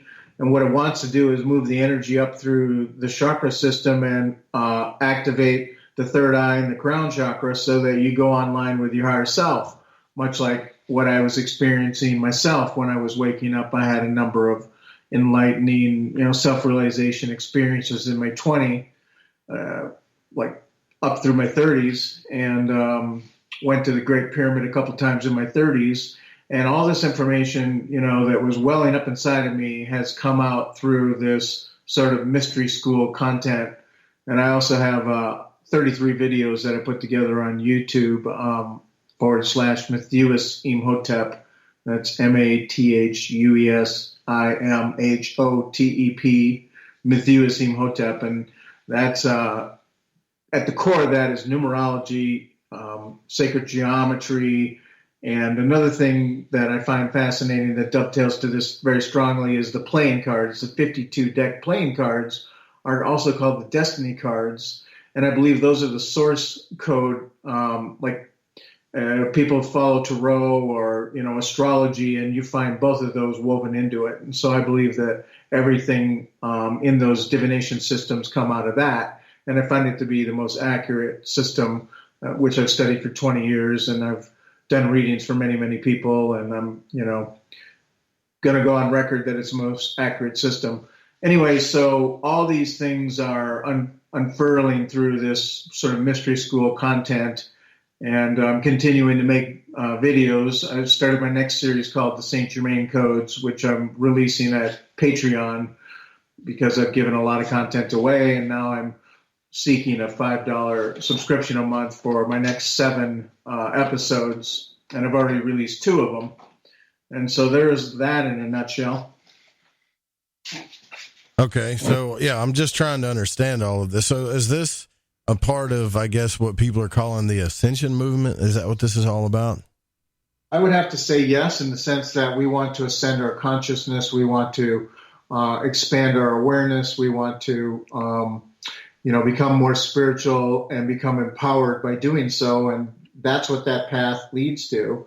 And so whether ascension is, turning into a light body and living in another dimension, or being, just more fully empowered, with euphoria in your life because you're online with your divine consciousness, as I like to call it, it doesn't really matter. If we're seeking joy and desiring to help people, you can do it from a place when your cup is full, and these are the steps that lead to that. Hey, there's a question here. There's a couple questions here in the chat, which I think are really good. If everyone is still corrupt, why would a new system change anything? Well, it's a fair question. Yeah, I think that, yes, our current banking system is still corrupt. The deep state still exists, but not everyone on the planet is corrupt. And a lot of I would say most of the agencies, save for maybe the FBI that's still cleaning house, have really tipped the scales from dark to light. So there are a lot more white hats working within these agencies that are making way to remove some of the blockage for us, as well as we have allies in the current administration that are supportive of our cause. We've been able to make a lot more progress with this current administration in office than we would have under a different administration. So there are a lot of things that have shifted. We've had little victories along the way. We've definitely made a lot of progress. And so, frankly, we have figured out that the only way to truly have a system free of corruption is to create a new one and lock them out of it. And so that has been the goal here, is that we need a new system that's decentralized and is not in danger of being tampered with by the opposition. And that's basically what's blocked us from completing our mission that we were destined by birth to complete, in that we were meant to aggregate the world's assets and release them to humanity for a golden age of prosperity and consciousness on the planet. And what's blocked us from doing that is having to be having to work within the current system. So we've done a lot of things to release these funds and move them, and we've had a lot of blocks and a lot of theft occur in those. And so we've concluded that we need a safe system to work within, and the only safe one is one that we build. What about, so there's so you worked in the department, then the DIA, is that right? Yep. Okay. So what I'm trying to figure out is, we hear these phrases like, cabal and I guess draconians and all kinds of different stuff. But what I'm trying to figure out is who is in the cabal? Like, do you know any specific names or who is actually a member of this cabal? I don't know that I necessarily want to, put my you don't want to put your name on that any further. I've been showing up, doing everything I can, but if I start calling people out, I think I might get a bigger target on my back. If maybe you want to think about a list of usual suspects. Let's start there. The problem is the trust in things like this is starting to fade in the community. And that's because nobody's getting any specific answers anymore. It's all theory and philosophy now. So what people are wanting is real answers. If there's a cabal out there, who are they? So we can identify them and figure out what's going on, There's been plenty of disclosure up until this point about who these players are. We identified what the problem was decades ago. I mean, Zeitgeist came out in the early 2000s, and that lays out the entire map of how this group of people took control of the world. And so, I mean, the information is out there. And when I have to say with the disbelief and we're actually the people, we happen to be talking to some of the people that are doing the actual work. We're doing the manual labor to make this stuff a reality. Now, we stayed behind the scenes for many, many years. We didn't start speaking publicly until about a year ago. Mm-hmm. And the only reason we did that was because we wanted people to know who we were so that we weren't some shadow group that was continuing to make decisions for everyone. And because we knew there were other people like us out there, and we're looking to expand the tribe and unite with other people that were doing a similar line of work. So that's why we kind of came forward. I lost my train of thought here. What was I talking about? Well, I mean, it's just, I understand that it may be upsetting to hear that some people don't believe you, but it's kind of like, it's not your fault. That's not what I'm saying. Yeah, no. Not upsetting. It's just that we understood that was a risk that we took from coming forward, because we don't have any guarantees. We don't have any timelines on this. What we're trying to do has never been done before. Sure. And so we're creating the path as we go down it. Now we're talking about it only because we're saying, hey, look, this is what we were called to do by spirit. This is what we are called to do to help the planet right now. We're not telling people that we're doing this because we want their adoration or their praise. We're saying, this is what we're doing. Now let's see what you can do to make the world better. So we're going to continue to try, and we're relentless in this pursuit. We'll never give up, no matter how many times it takes us to get it done. But we also don't really owe anything to anybody. All we can do is really try. Right. So everybody can try, and at least we're painting, this is another thing too. This is another reason why we kind of wanted to talk about what it is that we're doing, is that we were listening to a lot of the voices in the alternative community, and a lot of it was nihilistic and lacking in hope. And we didn't think that was a really positive way to shape our future. We believe that your thoughts create your reality. And so we want to manifest a better reality than that. And so we talk about more positive things, and we focus on attaining those. And I think a lot of the energy in the community has been in identifying what the problem is and not moving on from identifying that problem to creating solutions. And what we're trying to do is create solutions. Sure. That's respectable. Yeah. But I would say, in all fairness too, that I'm an average Joe. I'm no spiritual guru. I don't have any entities that I make contact with on a daily basis, anything like that. All I'm trying to do is just get answers to some of this stuff. And when I try to get answers, we go around in circles, right? And it's not, I mean, this is the first time I've ever talked to you, so it's not on you guys, right? You guys could definitely be actually talking to entities, trying to do the right thing, trying to keep us from this evil And it very well could be so. But the thing is now here's the problem. When we try to reach out for answers, I can respect what you say is like, I can't do that, right? Because I don't want to paint a target on my back. I understand that. The zeitgeist thing, even those guys that created that video, even though there was some good information in that video, the creators of the video themselves, they said they just did it to stir up controversy and they needed the money. That was all they said, right? And so people that look at this video as the ultimate truth, I think that could be an issue, even though there's some truth in there, right? Because it talks about the beings and the Christ being and how it goes back to all these different stories and all of the deception that's been going on. But even those guys said they just needed the money. So all of this stuff that we try to get answers for, when we really reach out for answers, we get nothing. And it's not your fault. I think you guys might be doing good work and you're probably doing the right thing. If people got arrested, then you're really putting it out there. But what are we supposed to do to move past this? Because if we just give in to what people want us to, then it's almost like Jonestown type stuff, right? We don't want to do that. We want to know before we put our soul, energy, time, and effort and thoughts into something that it is actually true, not just guess that it is.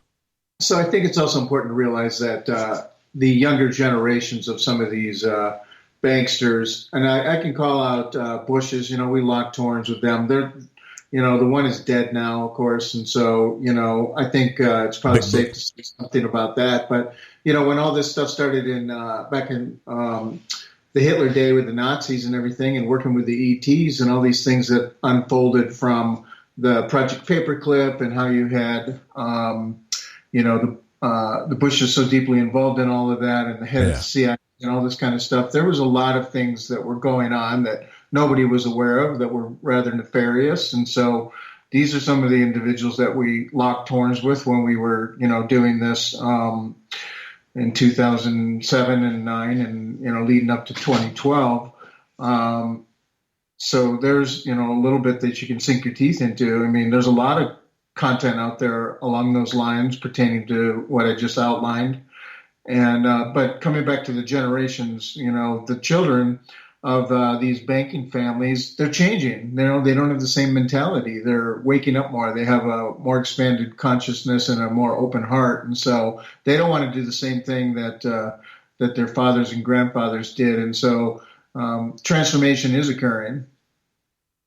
Okay. Yeah, and we've connected with them and become allies with them and in hopes to build a bridge to a better future. And there was one other thing too. It's like we're never just anything. I was just a hairdresser before I started doing all of this work, and then I found myself in the center of a spiritual and financial revolution.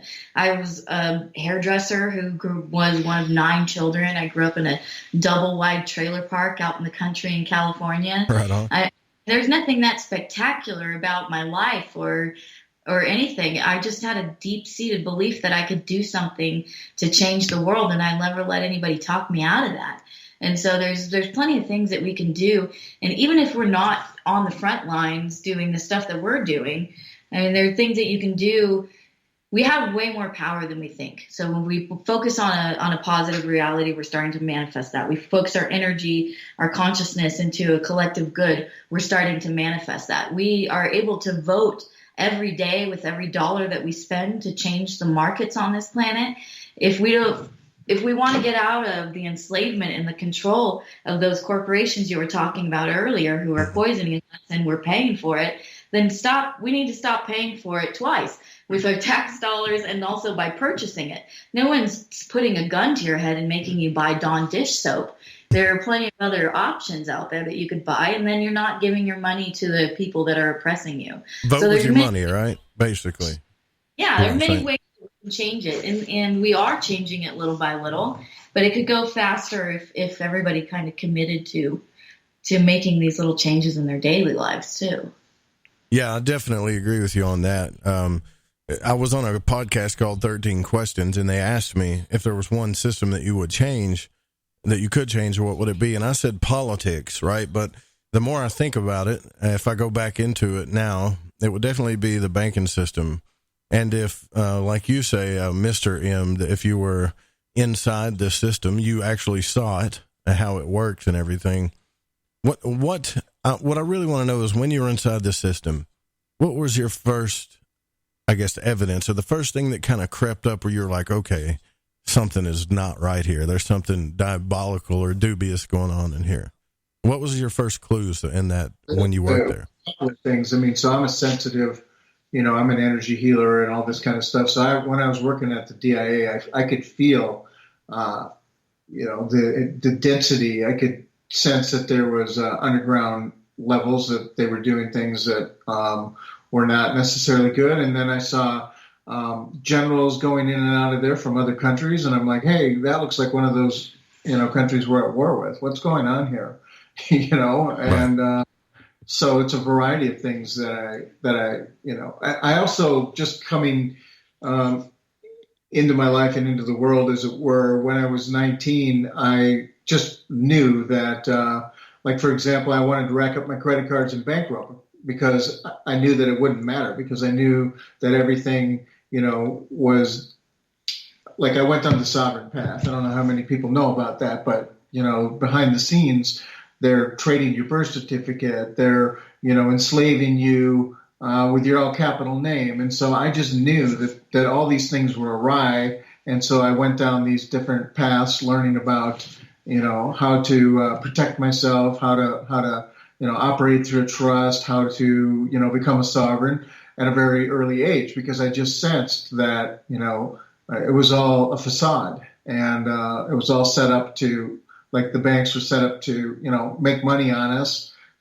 I mean, many people know that they do what's called daylight trading. And so all the money in the bank, that's your money, all of our money, goes out while we sleep to the other side of the planet and is traded. And they're making money, and they're not supposed to.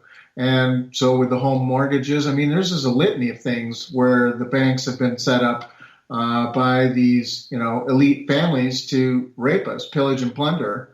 And the Federal Reserve, I mean, we all know that that's not really a federal, U.S. entity. It's a foreign entity. And so I just had, a intuitive awareness about these things at a young age, and, found my own answers. And that's why it's a combination of things, really, because I felt like I was here on a spiritual mission, and these doors just kept opening that were beckoning me to, go towards the light, and all these things just kept showing up. And so you had a spirit. So it was a feeling. It was a dark feeling that you got around all of these systems and these people, and you felt spiritually called to do something about it while you were there. Exactly. But so when you started making these movements, I know earlier you guys said that some people got arrested, and I know, giving out their names, people want to know, who was that? We don't have to get into all that, but is right now what you're doing, would you consider that dangerous to the system? Like, do they consider you a threat at this moment? Oh, absolutely.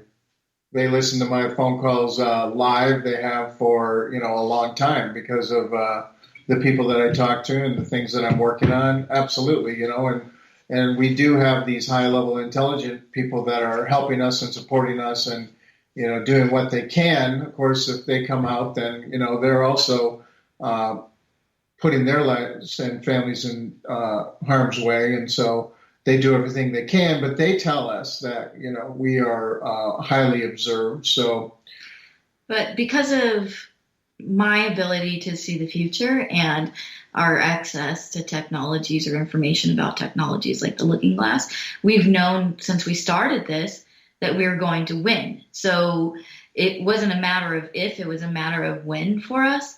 And so that's what's allowed us to continue to pursue this, even though, we've been in danger and there have been threats on our lives, and they've tried to kill some of us, and they've incarcerated some of us, and they've made our lives really troubling. We still hold that belief and that knowing that we win in the end. So we just kind of keep going, and we feel divinely protected. We, especially because of all the contact that we have to the higher realms, we know that they're watching out for us. We know that they haven't been successful in killing us, so there must be some sort of block or protection against doing that. And we've had interventions in some of the legal stuff, traps that we've gotten into, where members of our team were being held on the Patriot Act. Oh boy!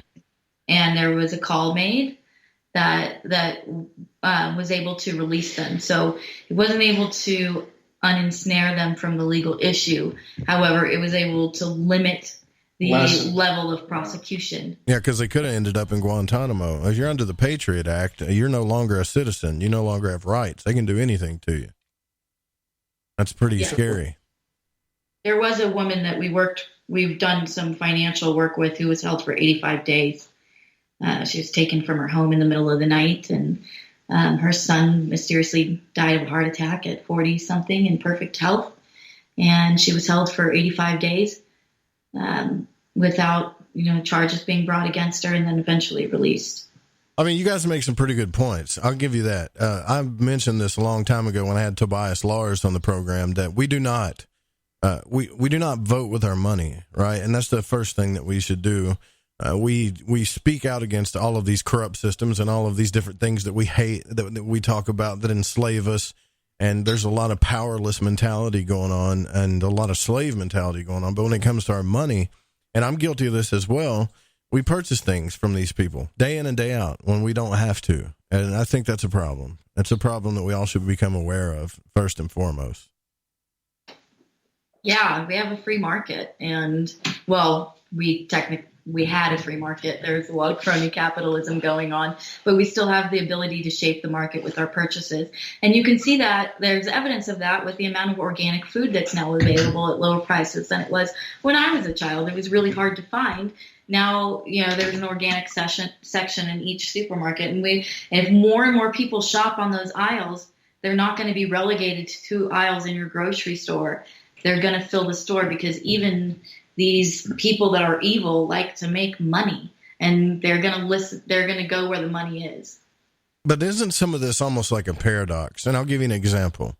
They make it very hard for this. Okay. So your book, I'm looking at your website here, I find incredibly interesting, because that's the hot topic of this week is gnosis, right? And you've got a book, Seventh Seal, Hidden Wisdom, Unveiled, Volume 1, which is a journey of self-discovery, Gnosis Unveiled, Volume 1, right? And it goes into the codes and all of the hidden stuff in the Bible and Solomon, which is, I'd love to talk to you about that as well. But the problem is if you don't put that available on Amazon thing down there, you may not make a lot of sales. And just like in my case, like this is a 100% listener supported show. The network has a few advertisers, but the show's listener supported. If I don't use things like PayPal and Amazon, and I've tried the alternative stuff, believe me, it doesn't work. So they are making it incredibly hard for us to get out of this thing. There's other people that have tried to use different social media networks. You can name them, I can name them, Gab, OnStellar, all of this other stuff, and it just doesn't work because we keep flocking to the same systems. So we're kind of in the same situation here when it comes to stuff like that. Do you think we'll ever get out of that? And our plan is to create a brand new internet, a brand new platform. We have faster, safer broadband. We have smarter, better, more advanced cell phone technology. We have cryptocurrency that we're embracing because it's the way of the future, and it's decentralizing, from the control. We have all these things that we can build that are, and I understand they've already tried, but the more people that we align to do that, the more, let's talk about 5G. Everybody's beginning to realize it's not a good thing. Yeah, right. Well, we have 6G, and our partners, have this advanced technology. Even Trump tweeted out about 6G. Very few have heard about it. It's better, it's faster, it's safer. So, when you come up with a solution that's just far superior, it's going to be easy to get people to embrace it. Sure, I agree with you on that. We do have to we skipped a break, and I have to take one. I would like it if you would like to stay here. And I'd like it if you stay here and talk to me a little bit more about your Seventh Seal wisdom. That would be great, because that's kind of the topic that we're talking about this week. If you guys would like to stay a little longer and talk about that, that would be great. Well, hey man, I'm gonna go sing with the band. So, you get out of here. Yeah, I'm tired of you banging around. Anyways, we know you want to go party. No, thanks for coming on, brother. I appreciate it. Absolutely. Right on. Thanks for having us. Pleasure to. Well, you're still on. You guys can stay here if you want. You don't have to, but you can. I'd like to talk to you more about it. All right. So just leave the computer on. I'll be good. All right. So we're going to take a break. John's going to go party, I guess. And we'll be right back. You guys don't go anywhere. I'm Joe Roop. This is Lighting the Void. We'll be right back.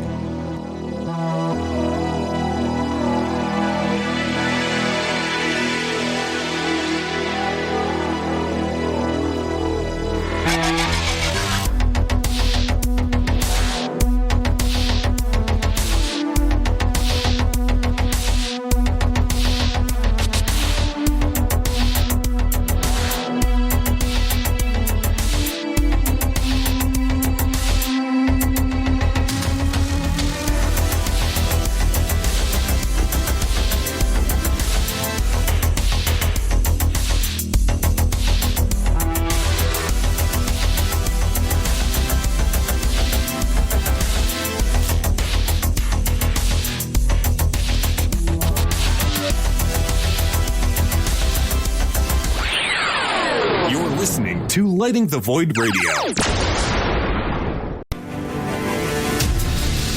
Do you want to know the truth? Are UFOs real? Are aliens visiting Earth? Are governments around the world hiding the biggest secret in history? We're UFO Seekers, official partner of the Fringe FM, and we're on a hunt for the truth. Join us as we investigate locations like Area 51 by subscribing on YouTube at youtube.com/UFO Seekers. This is Paranormal News. I'm John Jeter. If at first you don't succeed, try and try again. Israel's Beresheet spacecraft crashed into the moon during an attempted landing on the afternoon of April 11th. The situation doesn't look good at the moment. We are without the main engine. We're losing height. The robotic lander built by Space IL and Israel Aerospace Industries was on track to become the first privately funded mission to pull off a soft moon landing. Mission Control lost contact less than 500 feet from the surface. Israel would have become the fourth nation to land on the moon behind the Soviet Union, United States, and China. Beresheet did manage to capture a selfie before crashing about 13 miles above the moon. The lander launched in late February atop a SpaceX Falcon 9 rocket. Mars remains in NASA's sights, and the agency has announced a goal of 2033 to send astronauts to the red planet. Administrator Jim Bridenstine added that by moving up the moon landing 4 years to 2024, they're able to move up the Mars landing as well. The moon is a proving ground. It's the best place for us to live and work on another world so that we can ultimately go to Mars. This announcement from NASA following last month's meeting of the National Space Council, where Vice President Mike Pence announced that it was the goal of the White House to accelerate the timeline. Connect with the news at ParanormalRadio.com. I'm John Jeter, and this is Paranormal News.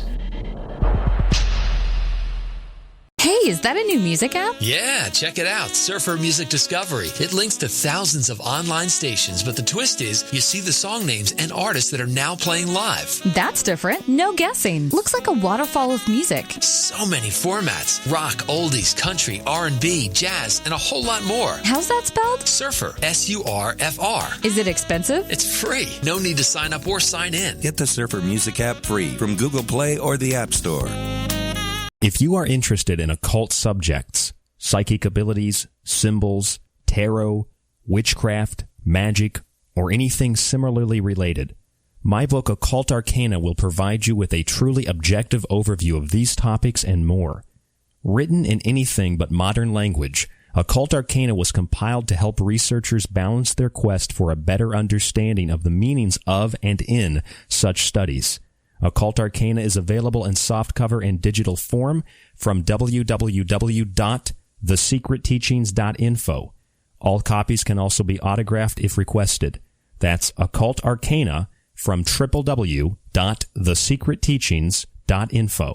So, you love talk radio? Then you'll love TalkStreamLive.com. TalkStream Live is always on, 24/7, with the best streaming talk shows. Find your favorite talkers and discover some new ones. It's free, readily available online or on mobile with any smartphone or tablet. Finding your favorite talk shows all in one place has gotten a whole lot easier. Just go to TalkStreamLive.com. Be sure to download the free apps from Google Play or the iTunes App Store.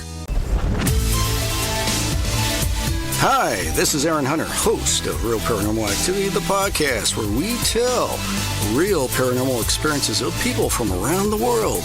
And we also conduct interviews with authors, investigators, psychics, and mediums. Real people, real stories, real fear. Thursdays at 6 p.m. Pacific, 9 p.m. Eastern on the Fringe FM. See you then.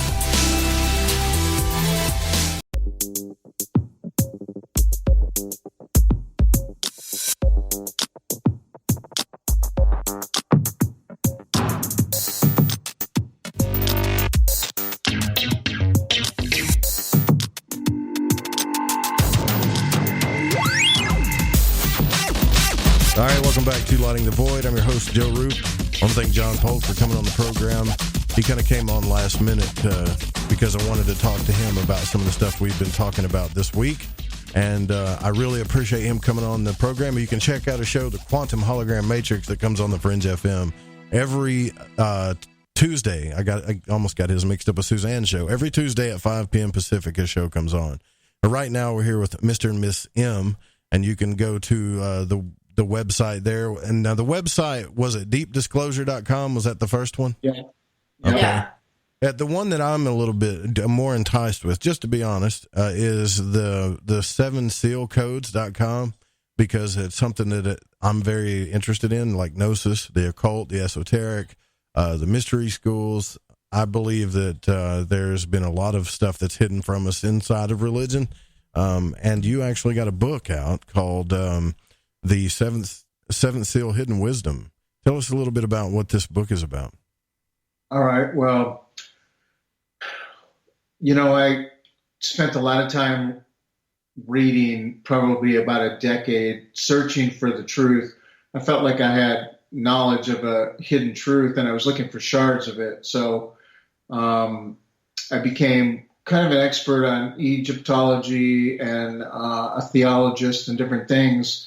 But I found most of my wisdom that supported what I was remembering from these past lives and whatnot in the Gnostic scriptures. And so I put throughout this book the underlying support from these different old manuscripts, highlighting the wisdom, things like the greater mysteries and the mystery schools. And there's just a lot of evidence out there that the ancients knew much more than we realize, and that you could go through the mystery school and become what there was a term, divine men and divine women. Of course, back then, women weren't. The apostles even, it says that they thought less of them, of course. But nonetheless, the goddess movement and everything was alive and well in the mystery school. So when you attended that, you learned how important balance was. And so we had a lot of evidence of people that were, there's a different term, the term Christos is anointed, and that comes from the mystery schools. So being initiated and having these extraordinary abilities, people like Apollonius went through the mystery schools, and there's ancient writings about him in the other Bible, the pseudepigrapha and the stuff that got cut out of the Bible. There's vague reference to this guy by the name of Simon Magus. Right. And they were the word being contemporaneous, right, with Jesus and whatnot, and they had these abilities as well that they learned in the mystery schools. And so I was really interested in how much I could access, and I've accessed a lot. And I was I'm very left brain and right brain, so I didn't want to just put out a bunch of, spiritual fluff. I wanted to tie it to as much evidence that I could find. And so I found a lot of evidence. And the interesting thing, what really can tend to convince somebody is when you have an experience, right? Whether it be a mystical experience or having some voices in your head that tell you something that turns out to be true and it's positive and it helps you, or whether it's contact with extraterrestrials. And so this is all about, knocking and the door shall be open. It's seeking and finding. It's, really showing up with a desire to be exposed to these doorways into the higher realms and into higher levels of consciousness. And so experience is everything. And that is also what's so profound about the seventh seal activator. Not only do you sit on it and feel it, hold it up to different chakras, and it expands your heart, makes it easier to breathe. For example, you feel like you're lighter. But if you just put that under your pillow and sleep with it, you better hold onto your hat, because your dreams are going to be vivid. They're going to be lucid. They're going to be, multidimensional. It's just wild, the number of testimonies about, the experiences. And I even do it myself. I continue to do it because I see, other aspects to the codes. And what do I mean by the codes? Well, the codes are like the metamechanics of the universe. They're the language of light. There's, as maybe people that study the Bible know about the Tower of Babel. And so before we had these languages separating us, there was an original language. And I believe that was like, the source code, and that in understanding it, we had the ability to be co-creators and manifest, the reality that we wanted. And of course, we have the ability to do that today just by owning that and setting the intent. But once you're equipped with a deeper knowledge of these light codes, you have the ability to affect greater outcomes sooner. And how did I stumble onto this? Well, when I was in my teens, I was seeing number synchronicity all over the place, on the clock, on license plates. And when I had an epiphany and maybe writing in my journal, I would look at the clock and it would be 11:22. And a lot of people are seeing, numbers these days, whether it's 1111, 222, and they're like, hey, how come I keep seeing that? Well, that's the universe trying to communicate with you. Did you ever ask yourself if you were, because I had that same thing happen to me in my early 20s with gematria codes and stuff like that, and even synchronicities like you're talking about. Did you ever ask yourself, is this real or am I going crazy? Because I asked myself that, like, am I on the edge of psychosis here, or is this really happening? Of course, and when I did, it intensified and it increased so much so that it made me go, all right, I believe you, and then it subsided. It really wanted to demonstrate to me that there is a higher power, there is an invisible hand, there is more going on than meets the eye. For example, when I was 8 years old, I had a dream and the next day it came true. And so, I was getting tapped on the shoulder to, step up on this path at an early age so that I could have these experiences and speak about this, encourage others. Right. Yeah, I totally agree with you on that. I had that same thing happen to me. And what I'm trying to understand is, like, last night we talked to William Buellman, and William Buellman talked about, he's one of the best out-of-body experience coaches on the planet, and that's my opinion. But I think if most people actually looked into his work, they'd find that that's true. And he says that all of these things that we do are simply belief systems and structures that we believe, and that's what causes all of these things to happen in the internal realms. But then I can buy that. But then I have this other thing, and it's kind of like the path that you're on, where, I grew up a Christian, and, my dad kind of thumped the Bible into me, and then I started seeing the occult and esoteric and hidden meanings in this stuff, and then started reading the scriptures and Gnostic scriptures and things like that, where I started saying, okay, there's some bigger, deeper mystery here. Do you think, in your opinion, that this stuff was hidden from us for a good reason or for a bad reason? In other words, why was this stuff hidden from us in the first place? Was it for our own good, or is it just time to learn these things now? I think it was a combination. It was, you need to earn it,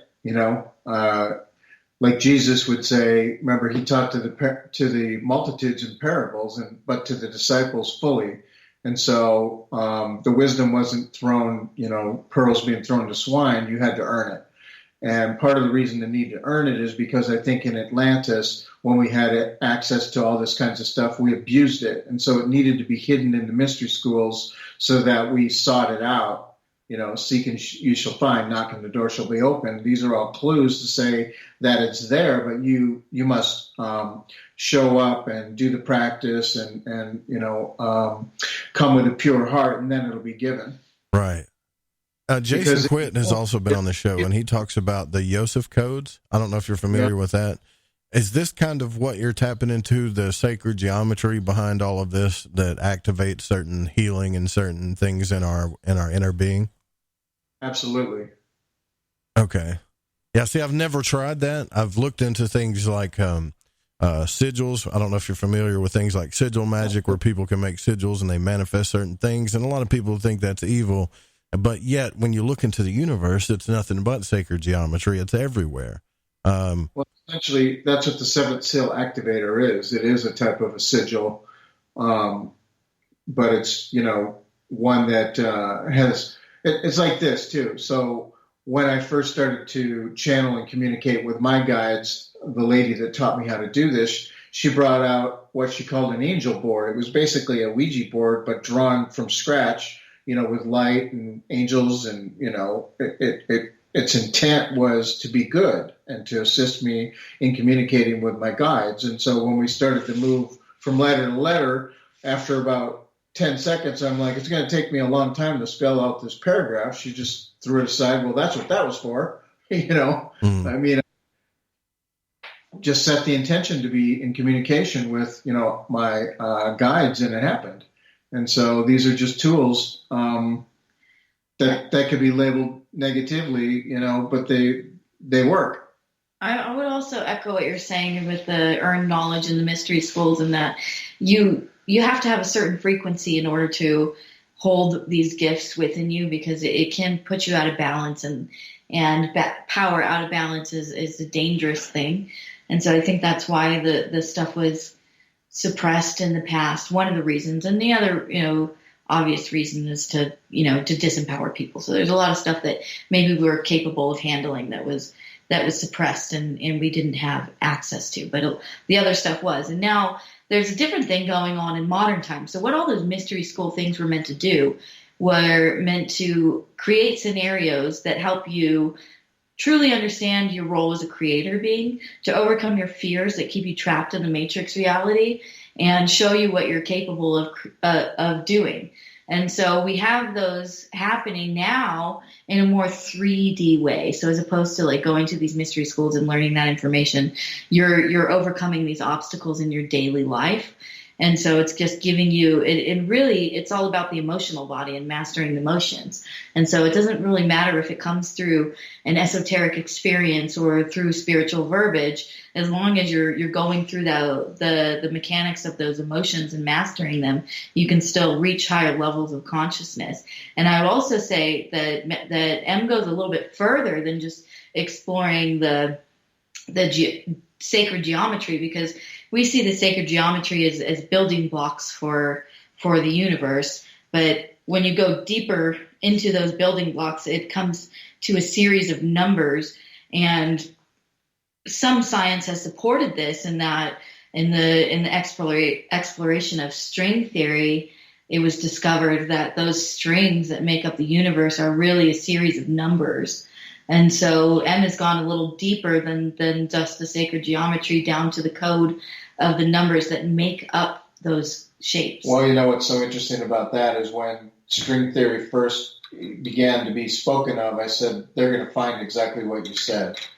And the only way to make sense of it is if there's, labels attached to understand that numbers are behind everything. Numbers are frequency. Numbers are what Pythagoras learned in Egypt. He went through the mystery school there, spent 22 years, came back, started his own, and he was indicating that, numbers create everything. And so, we see that in a variety of ways, because frequency is everything. Yeah, and I've never seen quite a sigil like these activation. I guess you could say these would be more like talismans, wouldn't they, to bring this stuff towards you, to bring it into you? Yeah, it's a combination of everything sort of rolled into one. Yeah, you've got the Pentagon. You've got it's funny. You got the 7-pointed star kind of in here too. That look the same one that's kind of on Game of Thrones. We talked about that. The Flower of Life. There's all kinds of stuff in here.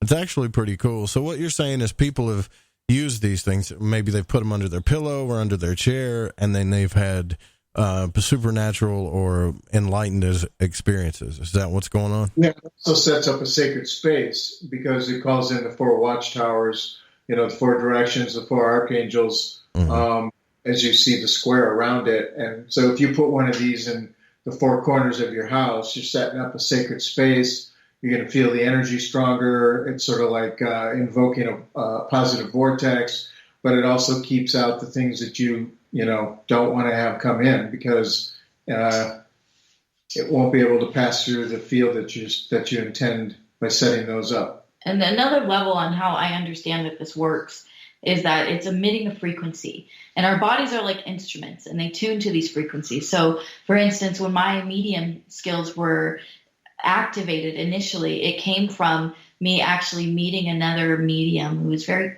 very powerful, and spending time around him and being around that frequency, and my body learning how to tune to that, and so that I could drop into the field as well. So the 7th seal holds that frequency, and so it's once you are exposed to it and tuning to it, your body starts to vibrate a little higher.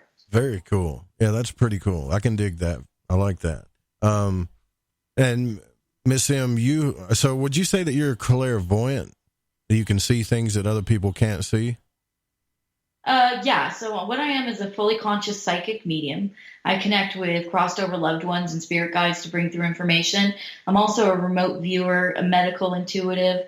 I'm a finder of things. I've done like treasure hunting and stuff like that. I think that's another, remote viewing skill. I also do energy work and my connection to the other side, to the other dimensions, is where a lot of, future information is delivered. I kind of explain it like this.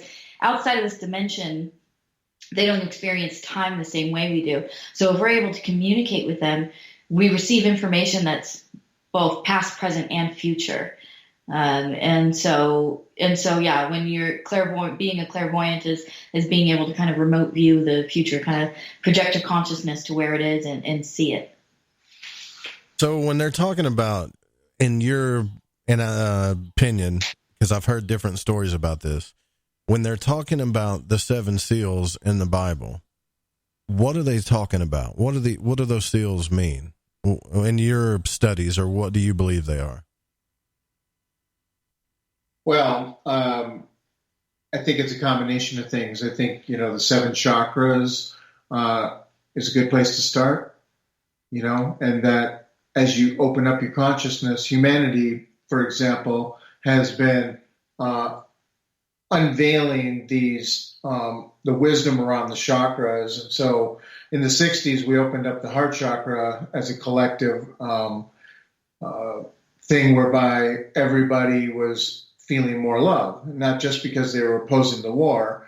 And then when we moved up to the throat chakra, we had the information age, we had the internet, we had people getting more information about spirituality and the like. And so that opened up the 6th seal, which was the third eye, and many people became more, psychic and intuitive. And actually I had it told to me that 4 Easters ago, my guides came in and said the 6th seal was just opened. And, that had to do, again, with more people coming online And then I downloaded more of this content about these number sequences. And now we're opening up the crown chakra, going online, with the divine consciousness more. And that's the the seventh seal is also not only the crown chakra, but in Egypt, you've got the temples along the Nile, and the seventh one is the Great Pyramid. And so the initiations that were conducted in there had to do with also, opening up everything and going online. And so I've actually had people come back from Egypt and sit with the seal and go, this feels like the energy that's inside of the king's chamber.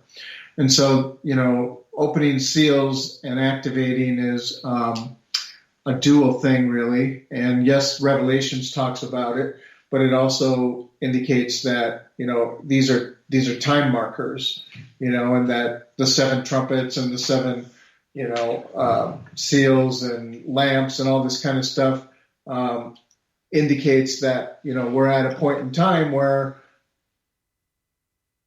another reference there is that this little book would be opened. They talk about a secret book that was sealed, with seven seals. And so, again, it's a myriad of things all kind of pointing at a time when all things shall be revealed. And so I think it's also very interesting to realize that in my material and in the Egyptian zodiac, I found indications that the pyramids and their correlation to the belt star of Orion are important because they point to the path and the way. And, the Golden Gate of 1122, this is another reason why that number kept showing up, so that I would remember these things and discover all this, that there's a gospel in the stars, basically. There's a roadmap that was left. I believe that. Yeah, I totally believe that. All of this, and so one reason I prefaced to talk about that is that the constellation of Orion is 7 stars. The Pleiades is 7 stars. And the Sirius, which often represents, Isis and Osiris in the sky with Orion, Sirius in the ancient days was called Sept, and Sept means 7. And so right there you have a visage of 777 up in the sky, and that correlates to Revelations, the 7 churches and the 7 candlesticks on the left and on the right and all this kind of stuff, you see. There's also a nugget of the 7 seals in the story of Salome. And so Salome she does the dance of the 7 veils. And at the end of this dance, she's nude, but as each veil drops, it's symbolic of losing another layer of illusion. So there's 7 layers of illusion until you reach enlightenment. And so there's another example there where the 7 shows up. Yeah, that's highlighted in some of these ancient manuscripts too. They talk about the 7 veils and the greater mysteries. I'll never forget something that you guys are making me think about. It was when Manly P. Hall wrote that the Bible was a text that had hidden astrology in it, hidden gematria in it, hidden chemistry in it. He talked about there were chemical formulas in it. Another guy... That's really interesting too, because how did that stuff get there with all the different translations? Well, I also get into that in some of my new episodes that I was describing earlier, because it's little known that Sir Francis Bacon edited the King James Version Bible for a year. And so when you wonder how could they, when that Bible code, many have seen that book and that there's messages, diagonally throughout the letters in these chapters and verses, right? Some of us are familiar with that. How'd that get there? Who put it there? Who saw the future? Exactly. So there was a team of people that were crafting the English language from Tudor to modern English. And I found many, many things that have been encoded, not only in the Bible, but in the English language, that is a message that's been left for us to, find as the path to enlightenment. And so these are the kinds of things that I've discovered many, many things, and I'll give you one example.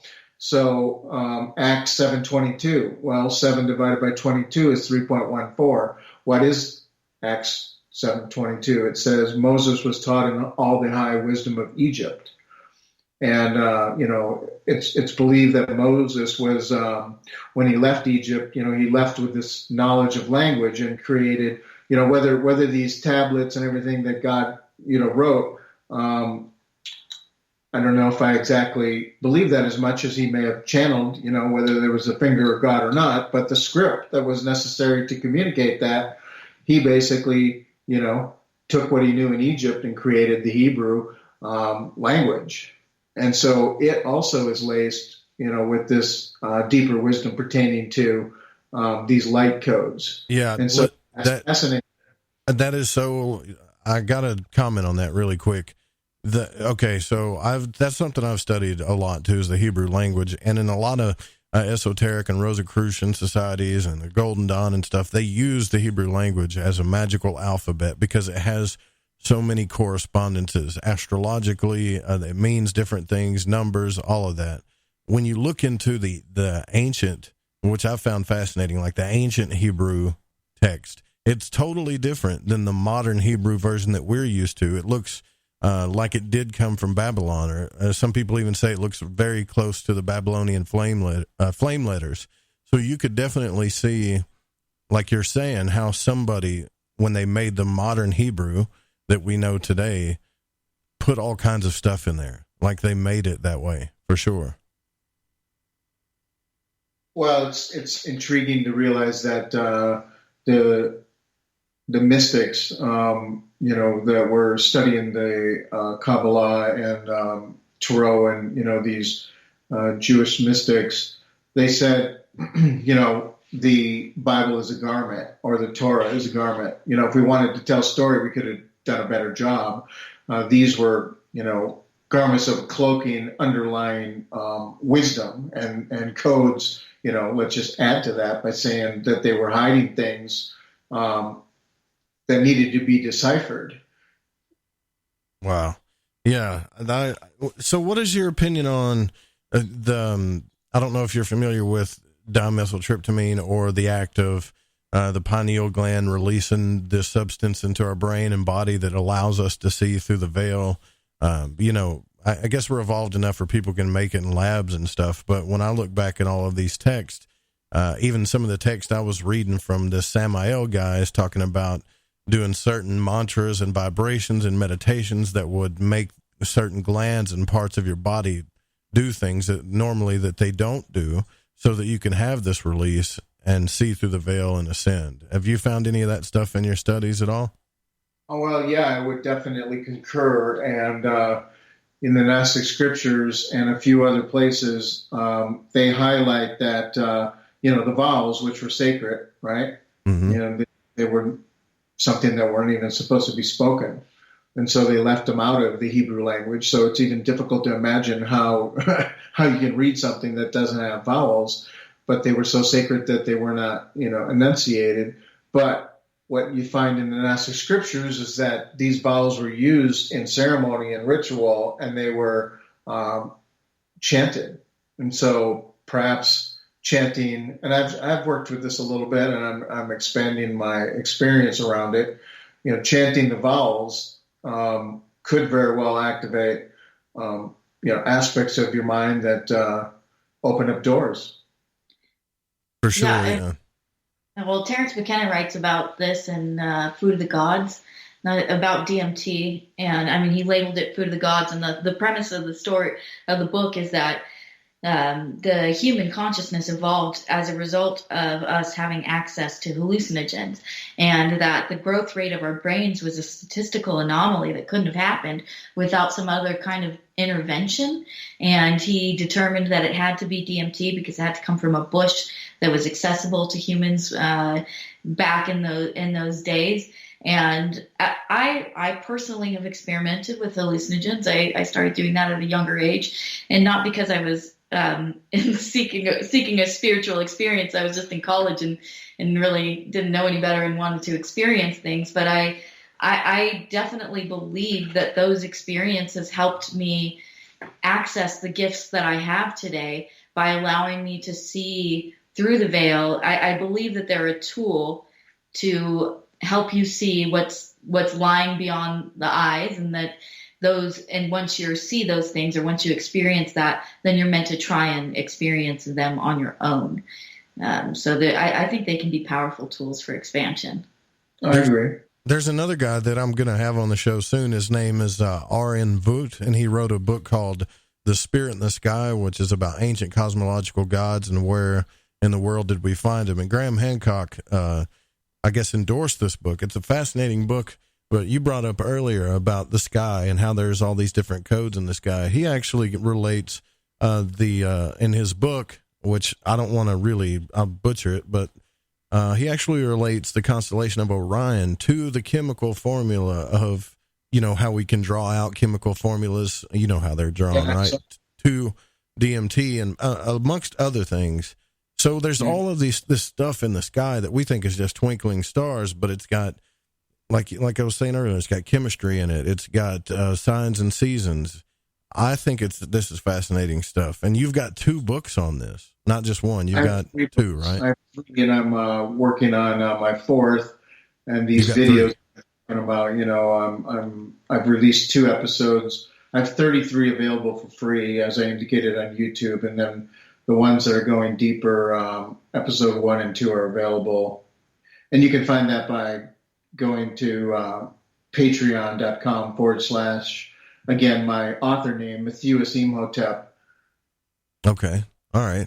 And so, and some of the stuff that I'm seeing in your second book you reveal is the truth about what is hidden in the King James Version Bible, hidden secrets about Saint Germain.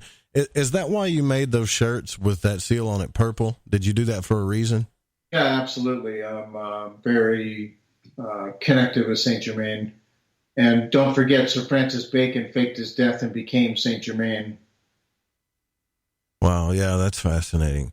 The proof of the language of light hidden within the English language, the secret of the return of the goddess. That's something that I'm starting to learn now too, and others as well, that this patriarchy of things is another thing that's really kind of hidden a lot of good text and a lot of knowledge from us, is the whole idea that everything is run by male figures and male god forms, and that's just not true at all. Well, just think that, the church tried to cut us off from our sexuality and cut us off from the feminine, because you need a whole system to access your higher dimensional self, your spiritual self. And so really you need to be in touch with your emotional body, mastering all aspects of yourself. And so if any one part is shut down, and it was easy for the church to shut down sexuality, don't play with that thing. You're going to, go blind or whatever. Right. Yeah. To suppress sexuality was the easiest thing for them to do. And, to say that the woman was the temptress, and the devil was,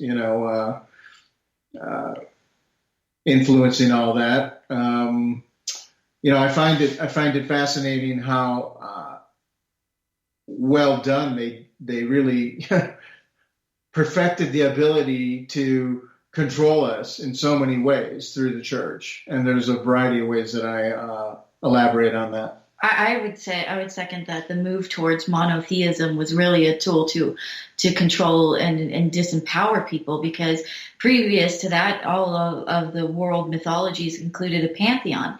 And those pantheons were designed to allow you to identify yourself as a creator being, because we had this pantheon of gods that were all different aspects. And surely you could find one aspect of God that you identified with. It also gave you a pantheon of gods that had full emotional bodies and were flawed in many ways. And so I think this was a more empowering way to approach your ascension, because I think when you get the monotheistic, omnipotent God, a lot of people will say, well, I'll never reach that level of greatness, so why should I try? But when you see in the pantheons, you have something to kind of aim yourself for, and an example that will empower you, that you too are a creator being, and that you too are one of the faces of God. And I think you mentioned Game of Thrones earlier, and they have obviously in their religion, they have the 7 gods. And I think that's like another nugget in the wisdom with that, where they have the mother maiden crone and father. Yeah. The maiden, the father, or the warrior. Yeah. And another thing that they're corresponding to there, sorry, I didn't mean to jump on that. I just got excited when you were talking about that, is the 7 ancient gods or the 7 ancient planets. We all know that now. I don't know if they correspond like some of these texts say to the chakras or whatever, but there's certain angels that rule certain planets, and the 7 ancient planets weren't Uranus and Pluto or anything like that. It was Jupiter, Saturn, Mars, Venus, Mercury, the moon, and the sun. And they all corresponded to a god, a day of the week, a system that works inside your body, and many other things. Then when I started reading about it and finding out about this stuff, I'm like, okay, so I'm literally calling Monday, Tuesday, Wednesday, Thursday, and Friday. This is ancient astrology. This is pagan stuff I'm talking about, yet I'm surrounded, where I live, by Christians who just won't put up with it. But if I ask them what day it is, they don't mind saying Friday, but they have no idea where that word comes from. Right, Saturn is Saturday. Yeah, which is the 7th day of the week, and they say, well, we're gonna. And another funny thing that happens too is like, we're gonna worship on the Sabbath day. That's Sunday, the day of the sun. And I'm like, great, you're worshiping Jesus on the day of the sun, which is the Christ, story and everything, but it's really not the 7th day of the week. Saturday is, and you got to take them back to kindergarten on that one. But yeah, that's fascinating stuff. I do got to take a break here. We only got a few minutes left. We're with Mr. and Miss M. Fascinating conversation. You can go to deepdisclosure.com. Also, you can go to 7sealcodes.com. We'll be right back.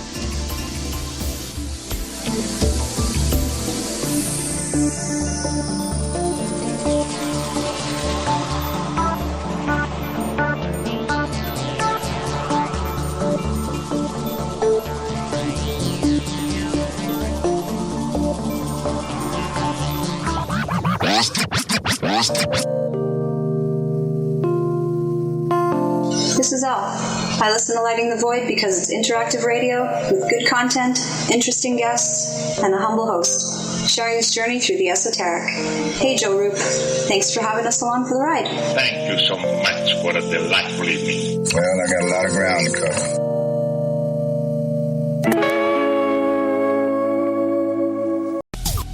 Hey, Fringe FM listeners, did you know that when you're on the road with limited data or no Wi-Fi available, you can still listen to every minute of the Fringe FM by calling 701-719-3971. No smartphone, app, or internet needed. Saves your data plan and no extra cost if you have unlimited minutes. Call 701-719-3971. That's 701-719-3971. Listen to the Fringe FM on any phone, anytime, anywhere. Alright everyone, this is Justin from the UK. Excuse the chitty. If you're into the Fringe and you want to hear the brass tacks, me old china plate, Joe Roop and his guests on Light in the Void will open your mince pies. You need to shut your north and south and use your 10-speed gears and listen to them bubble. You could hear a Barry Crocker, no Brussels, but he ain't no holy friar. Anyway, you beat a Barnaby Rudge and take a butcher's.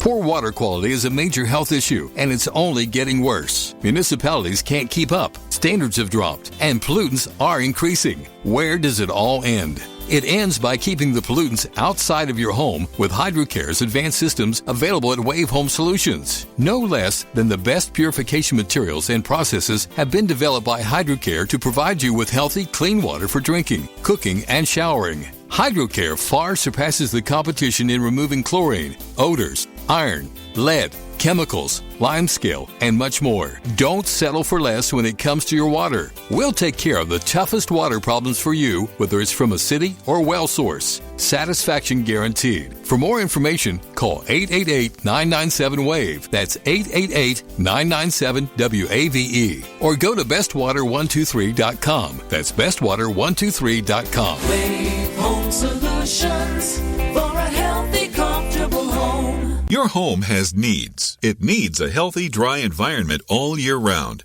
Start by getting rid of the worst air in the basement and crawl space, where the problems begin and make the whole house sick. Introducing the new Smart Wave Ventilation Unit. It has advanced technologies to continuously reduce moisture, mold, and odors, and expel radon, gases, and pollutants. And now, Wave units include carbon monoxide detection to automatically expel air at a high rate and send you an alert. It also has an app so you can remotely monitor the conditions. Wave is a comprehensive, maintenance-free, affordable solution that will transform your entire home. Protect your home and family with what it needs. Give it a new Smart Wave Ventilation Unit. For more information, call 888-717-WAVE. That's 888-717-WAVE. Or go to dryhealthyhome.com. That's dryhealthyhome.com. Wave Home Solutions for a healthy, comfortable home.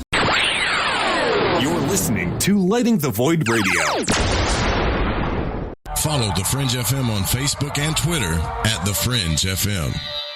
Start your evenings with The Fringe FM long before those other shows get started. Exclusively live on The Fringe FM, hear the Quantum Hologram Matrix with the Reverend John Polk, Tuesdays at 5 Pacific, 8 Eastern. And our newest show, Sci-Spy Radio with Suzanne Ross, Wednesdays at 5 Pacific, 8 Eastern. Then stay up, because we're burning the midnight oil well into the morning hour. The truth is out there, and so are we.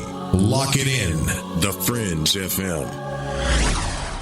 So, you love talk radio? Then you'll love TalkStreamLive.com. TalkStream Live is always on, 24/7, with the best streaming talk shows. Find your favorite talkers and discover some new ones. It's free, readily available online or on mobile with any smartphone or tablet. Finding your favorite talk shows all in one place has gotten a whole lot easier. Just go to TalkStreamLive.com. Be sure to download the free apps from Google Play or the iTunes App Store.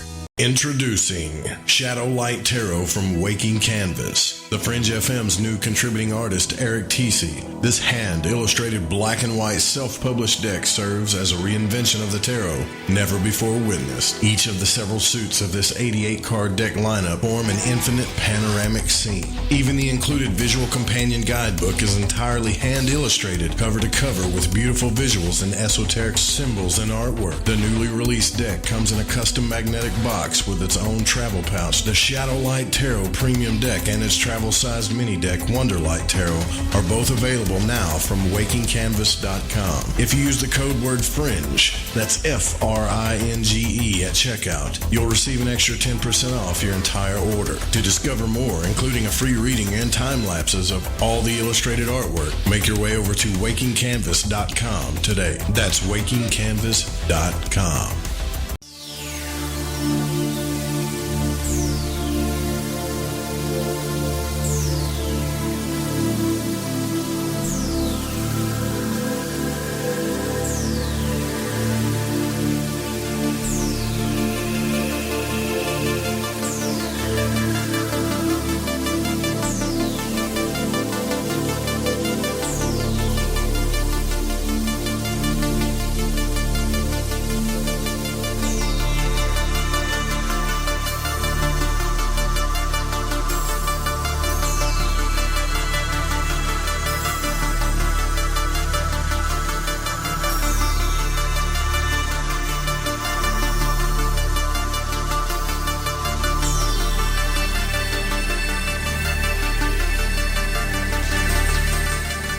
All right, welcome back to Lighting the Void. We are here with Mr. and Miss M.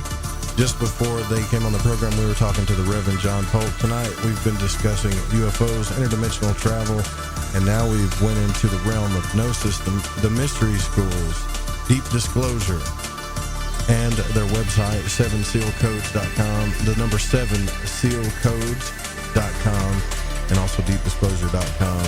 And I wanted to say, this was kind of a spur-of-the-moment type interview, but I'm pretty glad that I did it. I see more and more of this where people are very interested in things like the mystery schools and hermetics, the mystery schools, especially when it comes to what was hidden in Abrahamic religions. I think that's a good thing. I think that is a good thing. Some people don't think it is. Some people think it's pushing religion. But in my mind, it's just the opposite, that it's actually opening our eyes to the hidden stuff that's been there all along. And I'm really glad that you guys got to come on the show and talk about it. Well, we're thrilled to, be here as much as you would like to have us.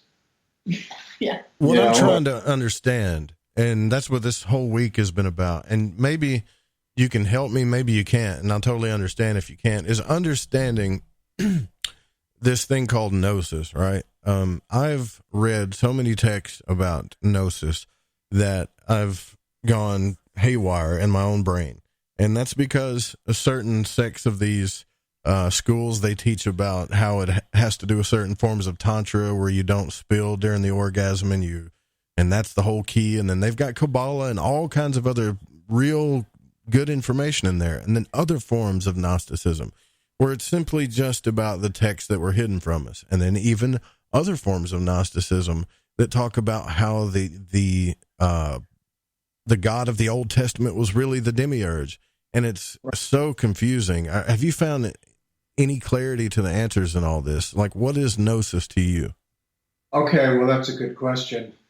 It's an acquaintance with God. So, in the Bible, when it says, go behind closed doors and pray to your Father in private, that's when you develop gnosis. In my experience, I've gained access to a relationship within, that has become very strong. It guided me at an early age. And so that acquaintance, that deepening of the relationship, the consciousness, braiding, with your higher self, these to me are the Gnostic ways. And that is gnosis. Yeah, so it doesn't really have to be as complicated as I'm making it out to be, in other words, because there's so many texts, man. And even the Nag Hammadi library, when you look at that, even some of those texts, some of the stuff that's blotted out, you wish that it wasn't. It does make you wonder, what was hidden from us in the Library of Alexandria? What are we missing out on? What other stuff are we not being told? That to me definitely tells me there's some form of control and power that's been behind this the whole time. Right. And through these practices, when I've tapped my higher consciousness, that's the kind of stuff that I'm bringing through. I think it's the lost stuff. And it's very powerful. It changes people's lives. There's this movie that I don't know if you guys have seen it. I watched. It's called Agora. Have you ever seen it? Oh, sure. Yeah. Fantastic movie, right? It's a great movie. To kind of see what happened back in the day, there was this philosopher named Hypatia, who was a woman who had students, and they would teach in those temples of Alexandria and stuff. And, of course, there were Christians and there were Jews. There were religious people around. But it kind of shows what happened when the religions took over and how they got super fanatic and started killing each other. And I don't know if that movie's probably not exact, but over time, I think that's what happened is the fanaticism took over. And I think we need to be careful of that even in this community a little bit. Yeah, all of the ascended beings that walk the planet didn't come here to start religions. They came here to empower people and show them what they could do. And instead they spurred these religions, and it became less about the message and more about the ritual and more about the dogma. And that was definitely an issue. And I think when you're talking about the topic of gnosis, what it really is meant to do is to point you at something, to help you understand that there is something missing, that we're not really experiencing the world in the way that it could be, that there are layers and layers beyond what we're seeing with our naked eye. And another thing about those records that exist in maybe the Hall of Records or the Alexandria Library, that the ones that were preserved, is that all of that exists all around us at all times. So even though the Akashic records are in a physical place, everything that's ever happened, everything that's going to happen, and everything that's happening is all happening all at once. Everything's really, time's like more of a flat circle than a linear thing. And so these wisdom teachings, the gnosis, is meant to teach you that you can tap into this. And so when I want to know something, all I do is I'm matching my frequency and my body to where that information lives, and I'm accessing it. So you don't necessarily need to go to a physical place to get that knowledge. you can kind of tune into its existence and absorb it in that way. And some of these books I've been reading, and we've went through them on the program as well. They speak about how the real mystery schools are not the external temples of Masonry or Rosicrucianism or wherever. The real mystery schools are in the internal realms of the astral realm. Would you agree with that? Yeah. Yes, I would agree with that. Here's where I get tossed up on that. They talk about the hidden masters and how you don't really find your master will find you in these realms, so to speak. Other people like William Buhlman who frequent the astral realm tell me that there are mass quantities of entities in the astral realm. The only text that I've ever found to help you navigate this realm safely was text like The Ritual Magic Manual by David Griffin and things of Israel Regardie, where they would have you trace certain Hebrew letters and things of that nature to test entities. Is when you go into the astral realm or you are speaking to a higher being, whenever you're channeling something or however you're doing it, how do you know that the being or whatever you're talking to is trustworthy? Well, okay, because telepathy to me is the language of feelings. And so somebody opens up these gifts by having a high emotional intelligence and understanding feelings in a deep way. And so telepathy is the language of feelings. So that's how people can speak to me, or beings can speak to me in any language on planet or off planet, and I can understand it because I'm intuiting the feelings behind those things, and then my brain is forming them into words. So that means that I have to have a good sense of the person that I'm connecting with. And then you just have to use discernment. Like I've connected with a lot of different beings, very strange looking ones, a lot of ascended masters, almost all of my interactions have been very positive. I did come across these one kind of fire beings, and they had like fire for a face where their face should be, and they were extremely aggressive and kind of hostile. And I chose not to continue engaging with them because I didn't like their energy. So if it doesn't feel right, if it doesn't feel good, it doesn't feel positive, I just disengage. I wonder if that was the jinn, because I've had Nineveh Shadrach on the program, who's an Eastern ceremonial magician, and he talks and teaches quite a bit about these things called jinn, who use fire as an element. And he talks about that, how they're very aggressive, they kind of do what they want, and they're one of the only beings and elementals that can actually cause things to move in paranormal activity here. And they're not to be played with or tampered with. Is that the kind of feeling you got around these beings? Yeah, they don't really talk to you. They kind of yell at you, and they're really hostile. They have no patience for you. They consider you a lower being, but yet they still try to engage. So yeah, I feel like there's some sort of elemental magic. I think this is where the problem lies in skepticism. A skepticism that I can understand about UFOs, about the occult, about the paranormal, is that a lot of this stuff, I personally believe, especially when it comes to UFO activity, everything I believe is happening interdimensionally or through astral realms. So therefore, when it comes to things like evidence, let's say evidence that we could take into a courtroom, or evidence that we could just say, here, look at this, it doesn't really measure out. And I wonder if we're ever going to get past that, because if we can get past that, then we can start making some real progress. But I don't know that we ever are going to be able to. Do you understand what I'm saying? Yeah, I think that it is necessary to get past it. I think that kind of, I don't know, cognitive dissonance that keeps us trapped in this reality is definitely detrimental. And maybe that skepticism was what, prevents people from having a real experience. I didn't think much about aliens. I didn't really spend a lot of my time thinking about that. It wasn't until later, like in my adult years, that I realized I had been abducted, and I kind of just knew they existed, and I was fine with it. I mean, anybody who looks up at the sky and sees everything that's out, the vastness of our galaxy alone, can't possibly believe that we're here by ourselves, and this is all created just for us. And so I kind of like laugh at those people, at the people that are like that. They need like all this hard evidence and proof. You know, we have a lot of that. We have pictures, we have interactions.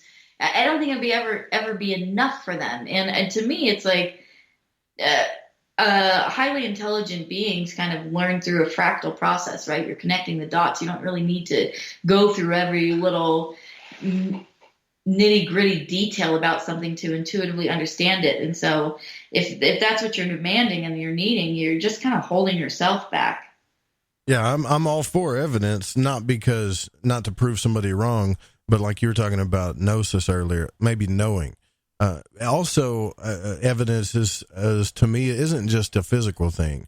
I have my own as evidence, like you're speaking about, through my experience. It's just one of the main reasons why we talk about this stuff on the show, and I talk to people like you and try to get your story, is the only evidence that I can pull out of all of this stuff, honestly, is parallels. I'm finding parallels in what you guys are talking about, especially with the Seventh Seal stuff and some of my own experiences and other things that have happened to other people. So there has to be something there. There are, I think, always going to be those people that will never try to attempt these things, and that kind of evidence will just not be good enough. And I guess we're just going to have to learn to deal with it, right? Yeah. I tell people, like, luckily my life and my work is not contingent on your belief in me or what I'm doing. It's just my reality. So you can take it or leave it.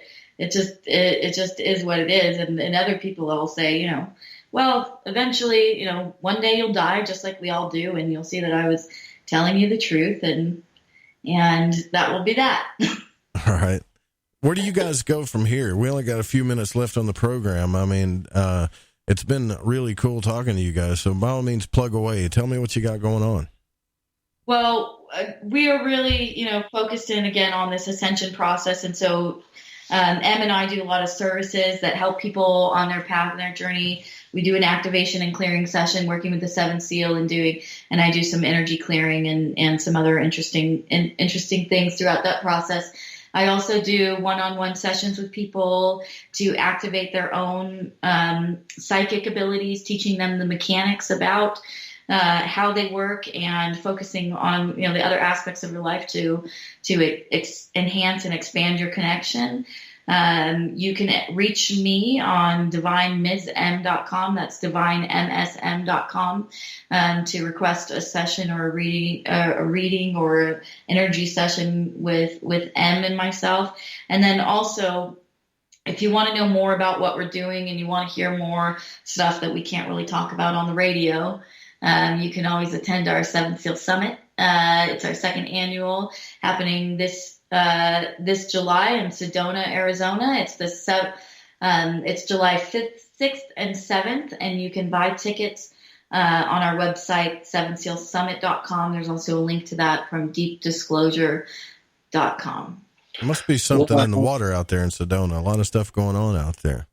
Absolutely. And I'd like to get you one of these seals so that you can experience it, and then we can talk about that. So we'll send you one. Yeah, we'll have to get you information and provide that so that we can actually, you know, share based on experiences. Yeah. And for sure. we're happy to go deeper on the financial stuff and the structure and the history of that. At a different time, we're happy to disclose the things that we know that we feel comfortable sharing. We clearly just can't talk about current operations because we don't want to compromise those and set things back. But there's a lot of stuff about the history of what we're doing that we can speak about. Yeah, so we, you know, like to come back either with Reverend John or yourself whenever it's appropriate, and we have more deep insights from Apollo here, and we can, you know, keep showing up as we're welcome. Finally give you those straight answers that you're looking for. Well, yeah, everybody is welcome on this program, and I treat everybody, I try to treat everybody as if I would treat them if they were in my home. But I also know, to be fair, that the most important thing on this show is the audience, my audience, and there are just certain questions that I have to ask on their behalf, and to be honest with you, on my behalf too. But it always ends up being a pleasure at the end, and I hope you don't take some of those questions wrong, because Absolutely not. We enjoy the conversation. We're not offended or threatened by questions. We're happy to share. We're all about transparency and honesty. The only things that we don't share are things that endanger the people that are helping us and risking their lives, and slow down our operations so that humanity has to wait longer to get some real relief. Indeed. Yeah, for sure. If people are getting arrested and looked upon as an enemy of the state, yeah, that's pretty important to keep. I mean, can you imagine just for a second if that happened to you, whoever's listening?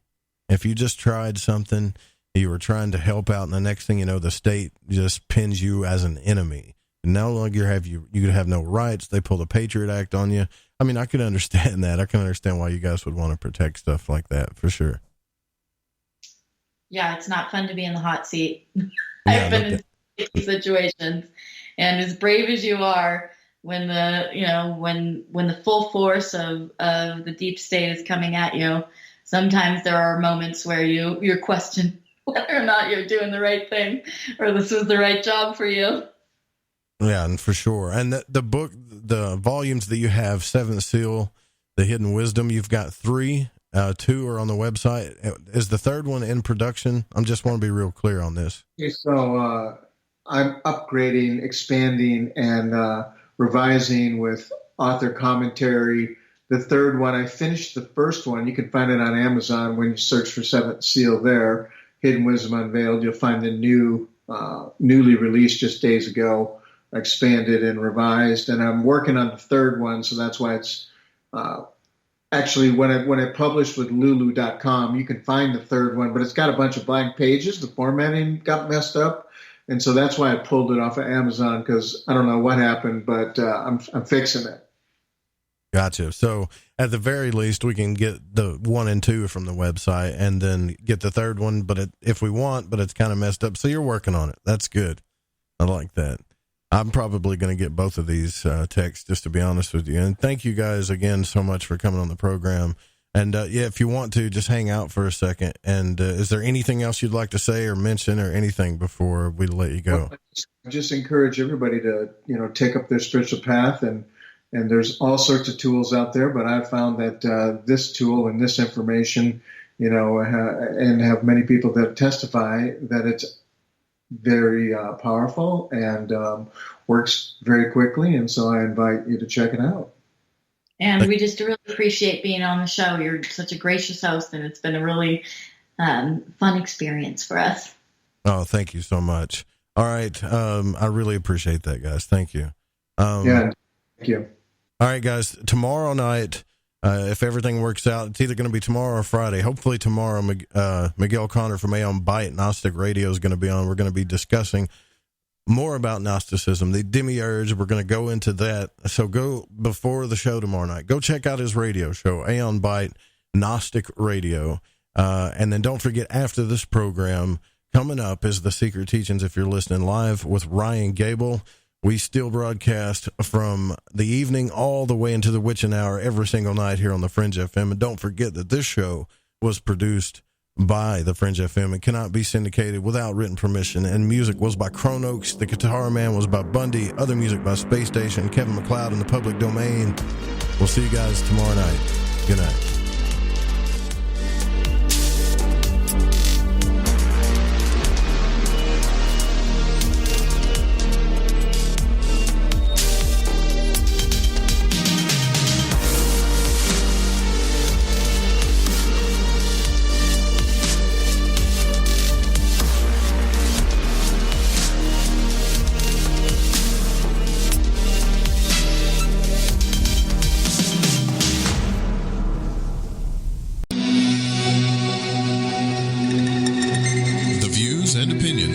On this program do not necessarily reflect those of the Fringe FM, KTLK Digital Broadcasting, its sponsors, affiliates, or staff. Listener discretion is advised.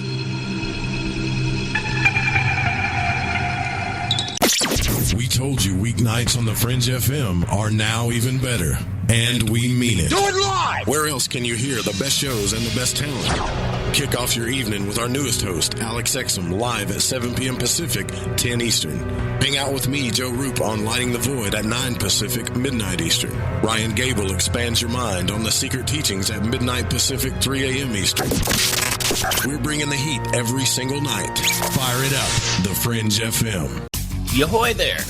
This is Gigi from Shift Happens. And holy shit, you're listening to KTLK, The Fringe FM. Hey, don't you dare turn that stuff.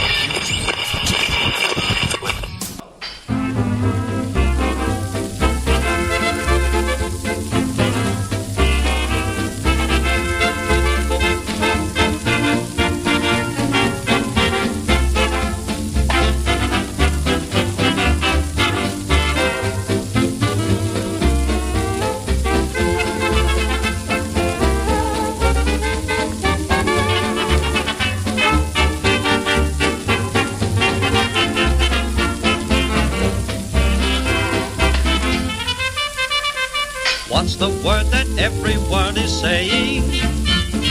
You can hear it everywhere you go. What's the tune that every band is playing? We will sing it if you'd like to know.